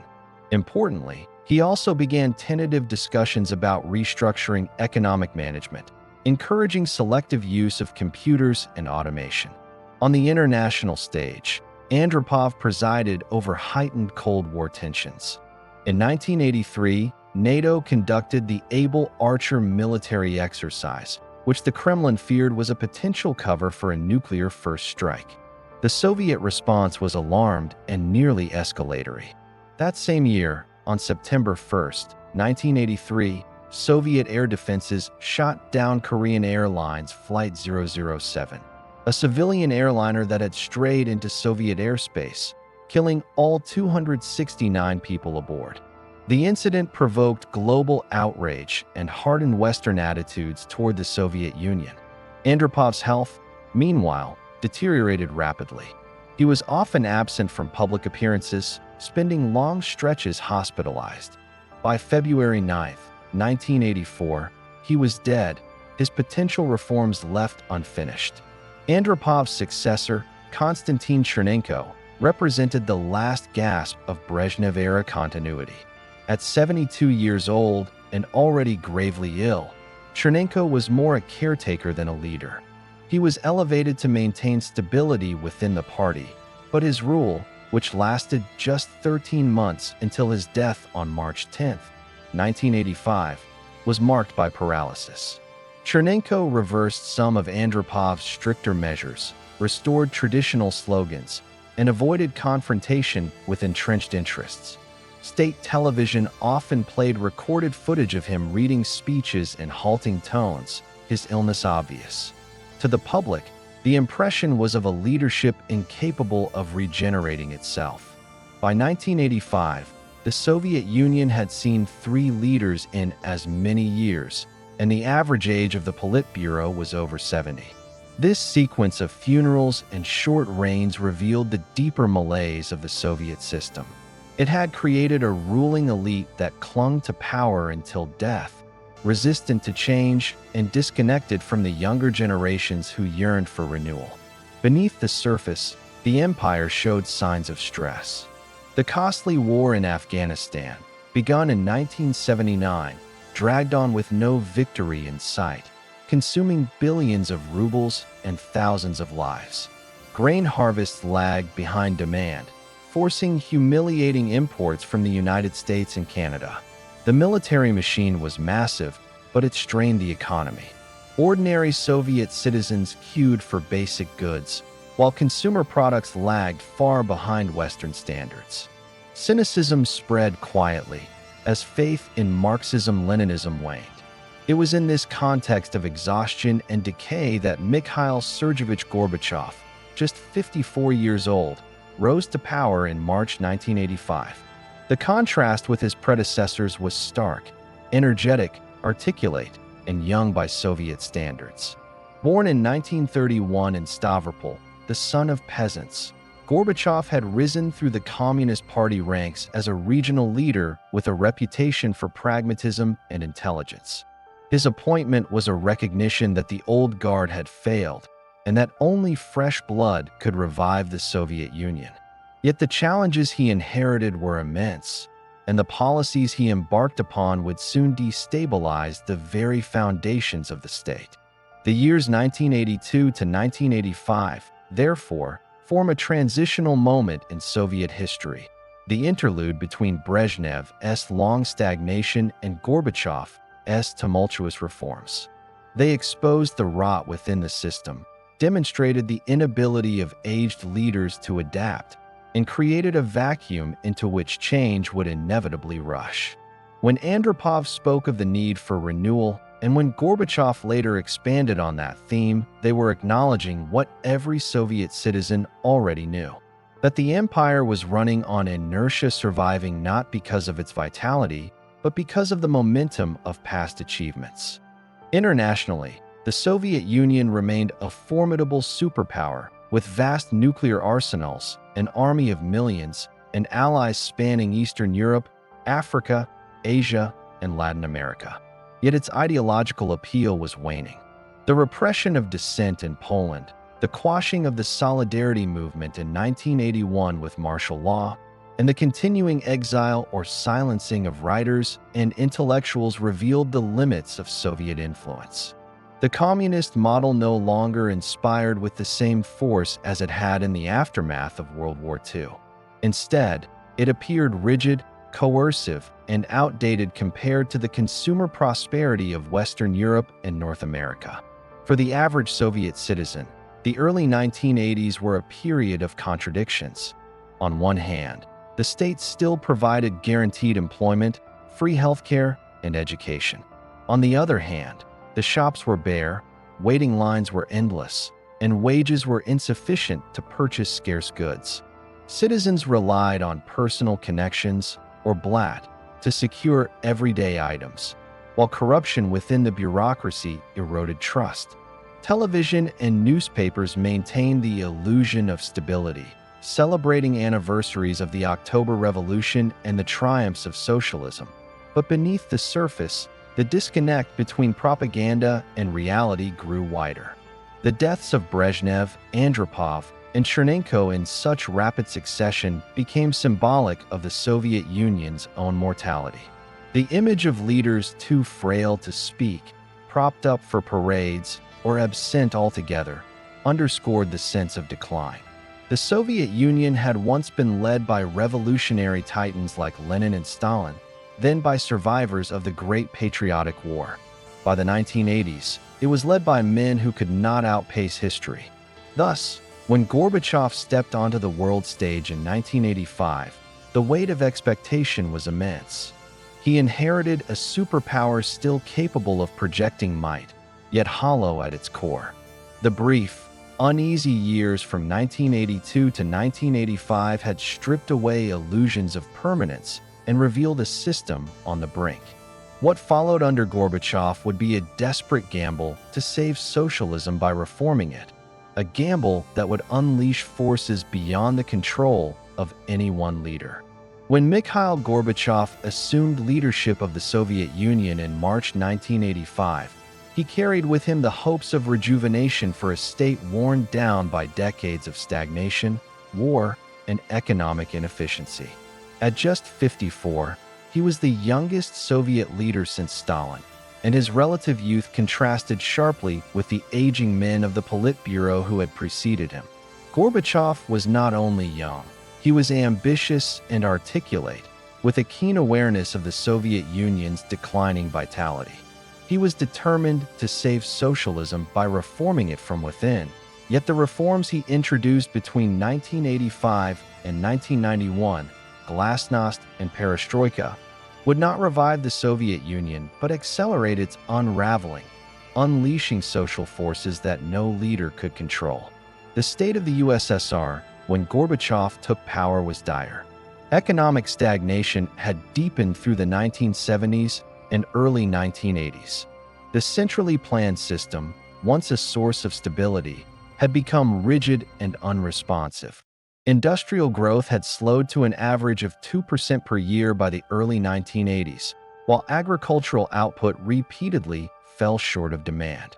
Despite possessing vast arable land, the Soviet Union imported millions of tons of grain annually from the United States and Canada to feed its population. Technology lagged behind the West. Soviet factories still relied on outdated machinery, and computing was decades behind. The war in Afghanistan, launched in December 1979, consumed billions of rubles and drained morale, with casualties mounting steadily. Gorbachev's first major initiative was perestroika, restructuring. Announced in 1986, This policy sought to modernize the economy by introducing limited market mechanisms within the framework of socialism. State enterprises were granted greater autonomy. Managers were allowed to make production decisions rather than following rigid quotas, and some elements of private enterprise were cautiously legalized. In 1987, the law on state enterprises gave factories more control over pricing and investment. The 1988 law on cooperatives allowed private businesses to operate in certain sectors like services, restaurants, and small-scale manufacturing. For the first time since the 1920s, Soviet citizens could run businesses for profit. Alongside perestroika came glasnost, or openness. Gorbachev recognized that economic reform could not succeed without political transparency. Censorship was relaxed. Newspapers and television began to discuss topics once forbidden. The crimes of Stalin's purges were openly condemned, and archives were partially open to historians. Dissidents such as Andrei Sakharov, long exiled or silenced, were rehabilitated. Literature once banned, like Solzhenitsyn's The Gulag Archipelago, circulated more widely. Citizens could debate policies in ways unseen since the revolution. Glasnost unleashed pent-up frustrations and long-suppressed truths, but it also undermined the very legitimacy of the Communist Party by exposing its failures. This openness coincided with catastrophe. On April 26, 1986, reactor number 4 at the Chernobyl nuclear power plant in Ukraine exploded, releasing massive amounts of radiation across Europe. At first, Soviet authorities attempted to cover up the scale of the disaster, but the truth could not be contained. When glasnost forced disclosure, the mishandling of the crisis became emblematic of the system's dysfunction. Soviet citizens saw their government as secretive, unaccountable, and indifferent to human suffering. Internationally, Chernobyl damaged the USSR's reputation, showing its technological weaknesses and bureaucratic failures. Politically, Gorbachev sought to reform governance through democratization. In 1988, he introduced multi-candidate elections for the Congress of People's Deputies, though within a one-party framework. In March 1989, the elections took place, and for the first time since 1917, Soviet citizens voted in relatively free contests. Many high-ranking communist officials were defeated, and critics like Boris Yeltsin, who had resigned from the Politburo in 1987 after clashing with Gorbachev, won overwhelming victories.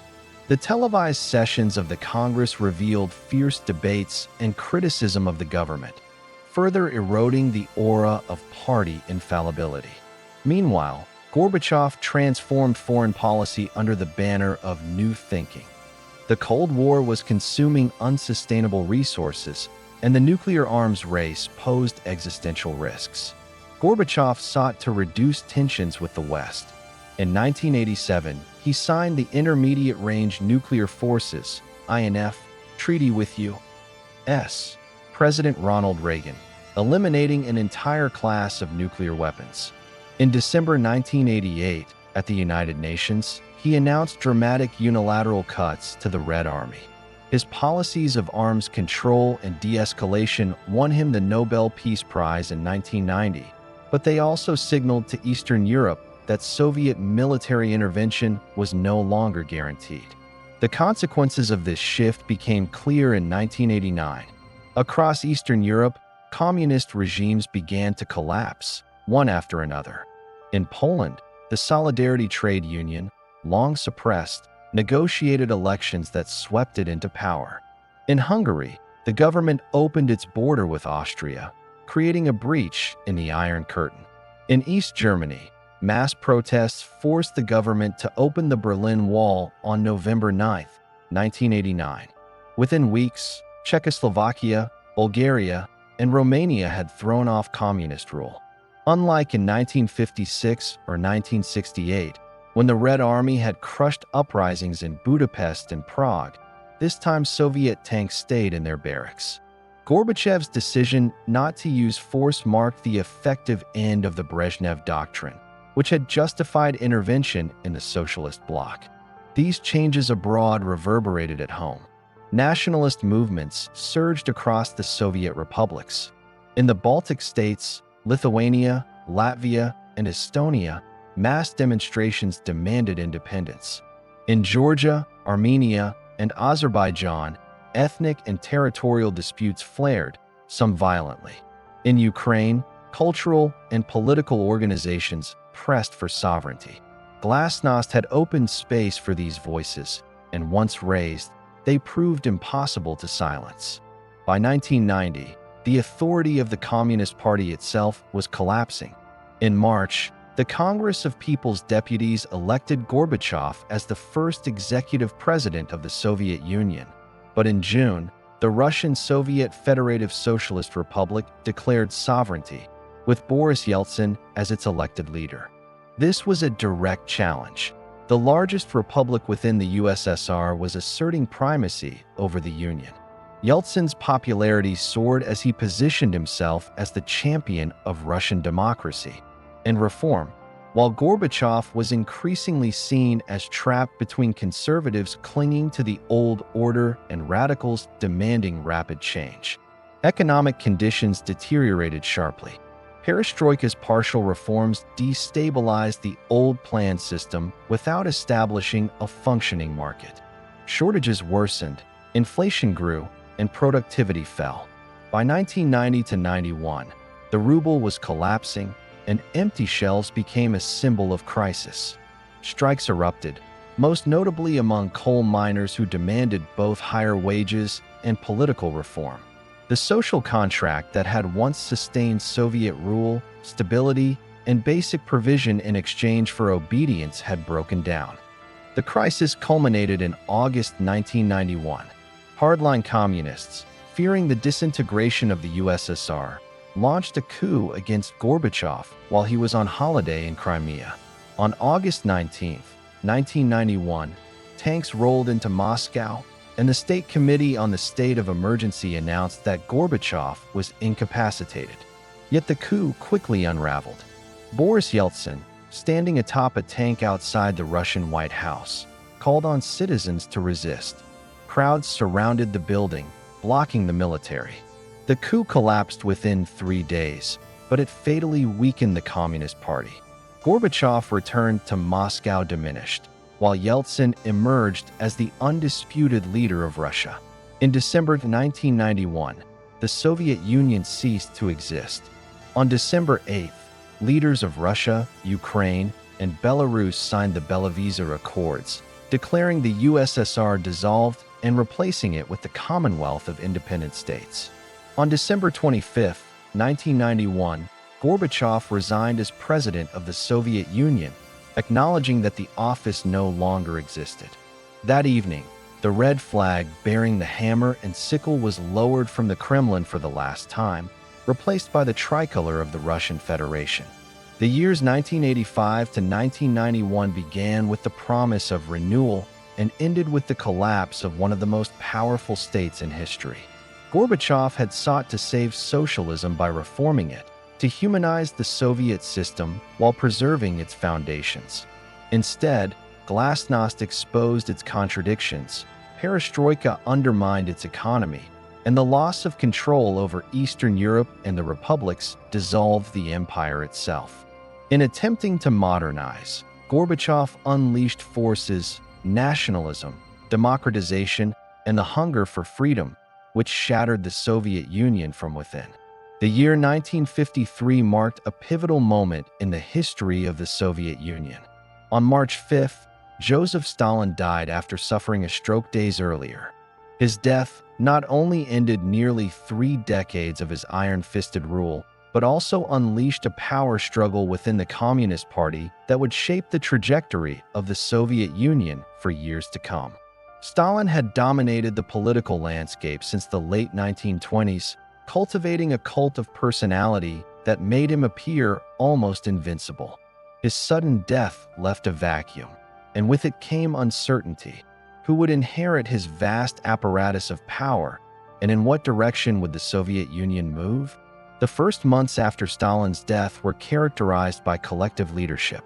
Georgy Malenkov, a longtime Stalin ally, was formally recognized as premier of the Council of Ministers, essentially assuming the role of head of government.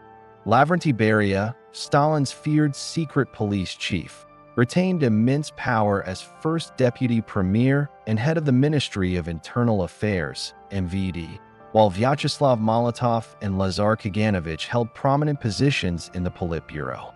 Nikita Khrushchev, at the time less conspicuous, emerged as first secretary of the Communist Party in September 1953.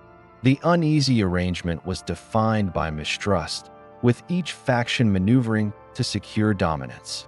Beria, perhaps the most feared of Stalin's lieutenants, appeared to be in the strongest position.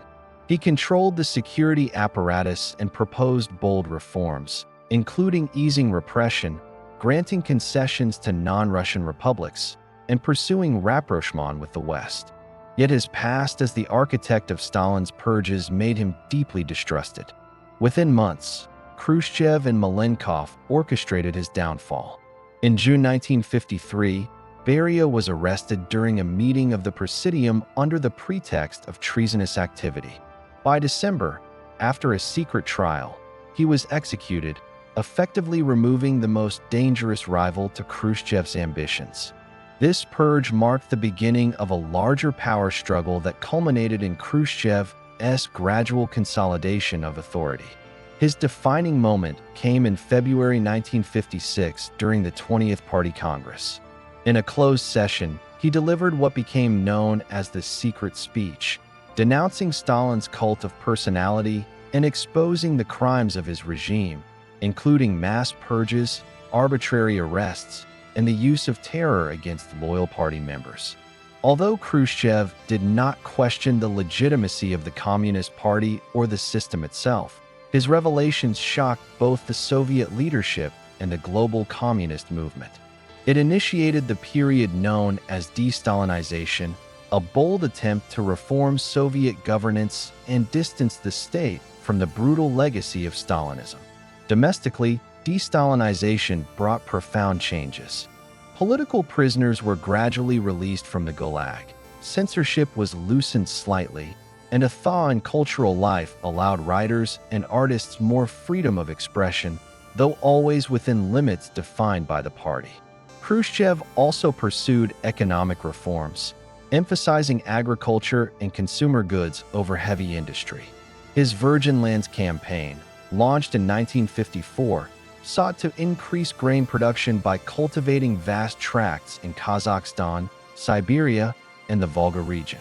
Initially successful, the campaign later faltered due to poor planning, soil exhaustion, and logistical challenges, exposing weaknesses in Khrushchev's impulsive style of governance. Internationally, the Soviet Union under Khrushchev sought both confrontation and coexistence with the West. The mid-1950s witnessed attempts at easing Cold War tensions, such as the Geneva Summit of 1955, where Khrushchev met with U.S. President Dwight Eisenhower and other Western leaders. At the same time, Khrushchev's policy of peaceful coexistence did not preclude competition.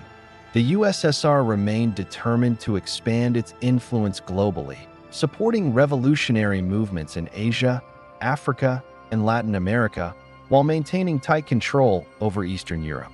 In June 1953, East Germany erupted in protest against rising living costs and political repression, leading to a workers' uprising that was brutally suppressed by Soviet troops and tanks. This event underscored the Kremlin's unwillingness to allow dissent within its satellite states. The limits of de-Stalinization became even clearer in 1956 during the Hungarian Revolution. Sparked by Khrushchev's own denunciation of Stalin, Hungarian students, workers, and intellectuals demanded political liberalization, free elections, and withdrawal from the Warsaw Pact. Initially caught off guard, the Soviet Union responded decisively. In November 1956, Soviet tanks crushed the revolution, killing thousands and reasserting control. The brutal intervention shocked the world and tarnished Khrushchev's reformist image, highlighting the contradiction between his calls for liberalization and the geopolitical necessity of maintaining Soviet dominance in Eastern Europe. In the same year, Khrushchev faced crises beyond Eastern Europe. The Suez Crisis unfolded as Britain, France, and Israel attacked Egypt after Gamal Abdel Nasser nationalized the Suez Canal. The Soviet Union positioned itself as a defender of anti-colonial struggles, threatening military intervention and aligning with Egypt. This stance boosted Soviet prestige in the developing world, where anti-imperialist rhetoric resonated. Thus, even as Hungary revealed the harsh realities of Soviet control, Suez expanded Moscow's influence in the Middle East. Culturally, Khrushchev's era opened a limited but important space for dissent. Writers such as Alexander Solzhenitsyn published works exposing Stalinist repression, while films and plays began to touch cautiously on social themes previously suppressed. Still, censorship and ideological constraints persisted, and Khrushchev himself often reacted harshly to art he deemed offensive, as seen in his infamous 1962 confrontation with avant-garde artists at the Manege exhibition in Moscow. The cultural thaw was inconsistent, but it represented a significant departure from the suffocating atmosphere of Stalin's reign. On the scientific and technological front, the Soviet Union made historic strides. On October 4, 1957, it launched Sputnik 1, the world's first artificial satellite, inaugurating the space race and demonstrating Soviet prowess in rocketry and science. This achievement stunned the United States and the West, giving the Soviet Union an edge in global prestige. In April 1961, Yuri Gagarin became the first human to orbit the Earth, further elevating Soviet influence and validating Khrushchev's emphasis on science and education. Yet these triumphs came at high economic costs, straining resources already stretched by Khrushchev's agricultural and industrial initiatives. Khrushchev's leadership was not without miscalculations. His handling of the Berlin crisis, particularly the construction of the Berlin Wall in 1961, symbolized both Soviet strength and insecurity.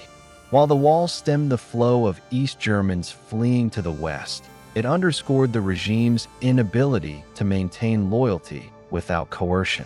His brash and unpredictable diplomacy culminated in the Cuban Missile Crisis of October 1962.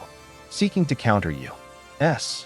missiles stationed in Turkey and protect Fidel Castro's regime, Khrushchev authorized the secret deployment of Soviet nuclear missiles to Cuba.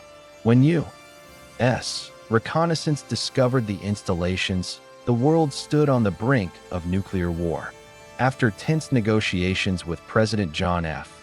Kennedy, Khrushchev agreed to withdraw the missiles in exchange for a U.S.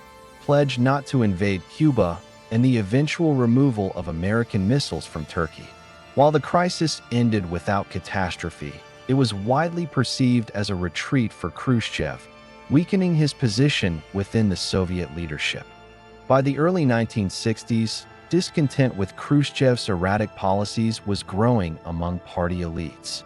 His frequent reorganizations of party and government structures, combined with agricultural failures such as the disastrous 1963 grain harvest, eroded confidence in his leadership.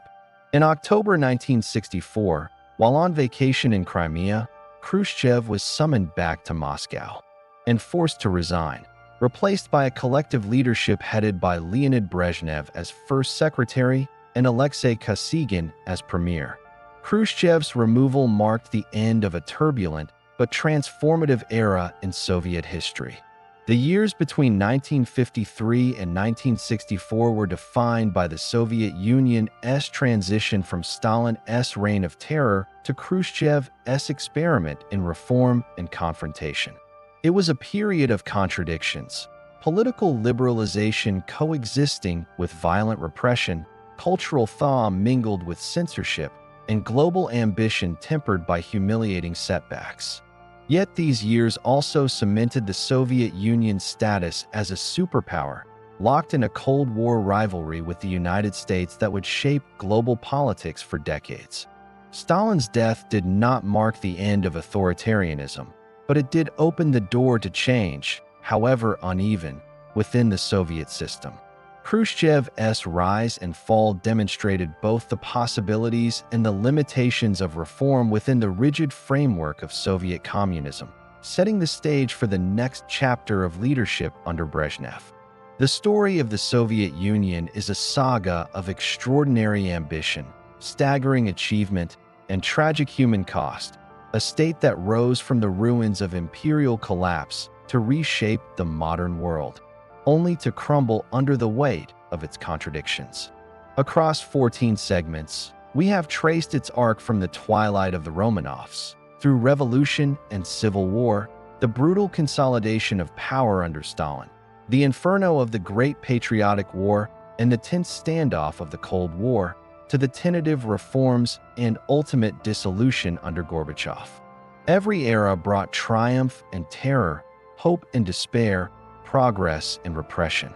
From the streets of Petrograd in 1917, where citizens demanded bread and peace, to the forced collectivization of the 1930s and the haunting famine that swept Ukraine and Central Asia, the Soviet Union was a crucible of human endurance.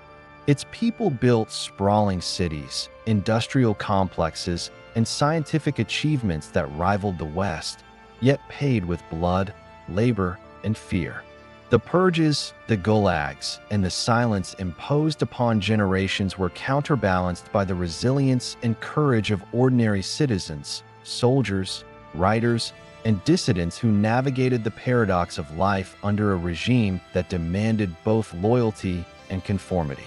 The war against Nazi Germany was both the apogee of Soviet sacrifice and a crucible of its global stature.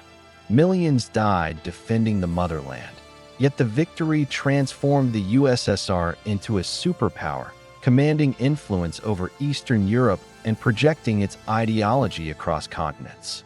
The subsequent decades revealed the challenges of maintaining an empire, the oscillation between reform and stagnation, technological pride and economic inefficiency, international prestige and internal discontent.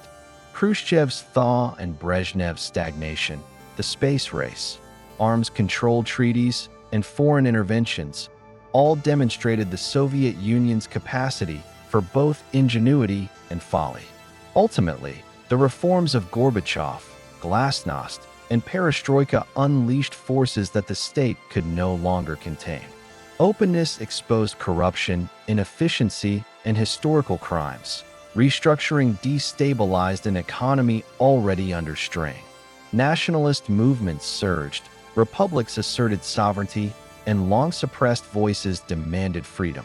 The August 1991 coup, the Belovezh Accords, and the final lowering of the red flag over the Kremlin marked the end of an empire that had dominated the 20th century in power, ideology, and memory. Yet even in collapse, the Soviet legacy endures. Its technological achievements, its military victories, and its contributions to science, education, and social welfare remain undeniable. Its failures, repression, famine, and authoritarian control serve as stark lessons in the limits of centralized power. For those who lived under it, the USSR is remembered with a mixture of nostalgia, fear, pride, and sorrow. For the world, it remains a cautionary tale of ambition untempered by liberty, a state that sought to remake society from above and ultimately could not survive the weight of its own contradictions. The history of the Soviet Union, seen in its entirety, is neither simple nor monolithic. It is a story of people and power, of ideology and reality, of dreams realized and promises betrayed. It is the tale of a civilization striving to define itself in the modern age, achieving feats that astonished the world while exacting a terrible price from those who lived within its borders. It reminds us that empires, no matter how mighty, are fragile, and that history is shaped as much by the endurance of human beings as by the ambition of leaders. The Soviet Union rose with revolutionary fervor, endured through war and terror, and fell with a sudden, almost cinematic inevitability, but its echoes remain, shaping the world long after the red flag was lowered for the last time.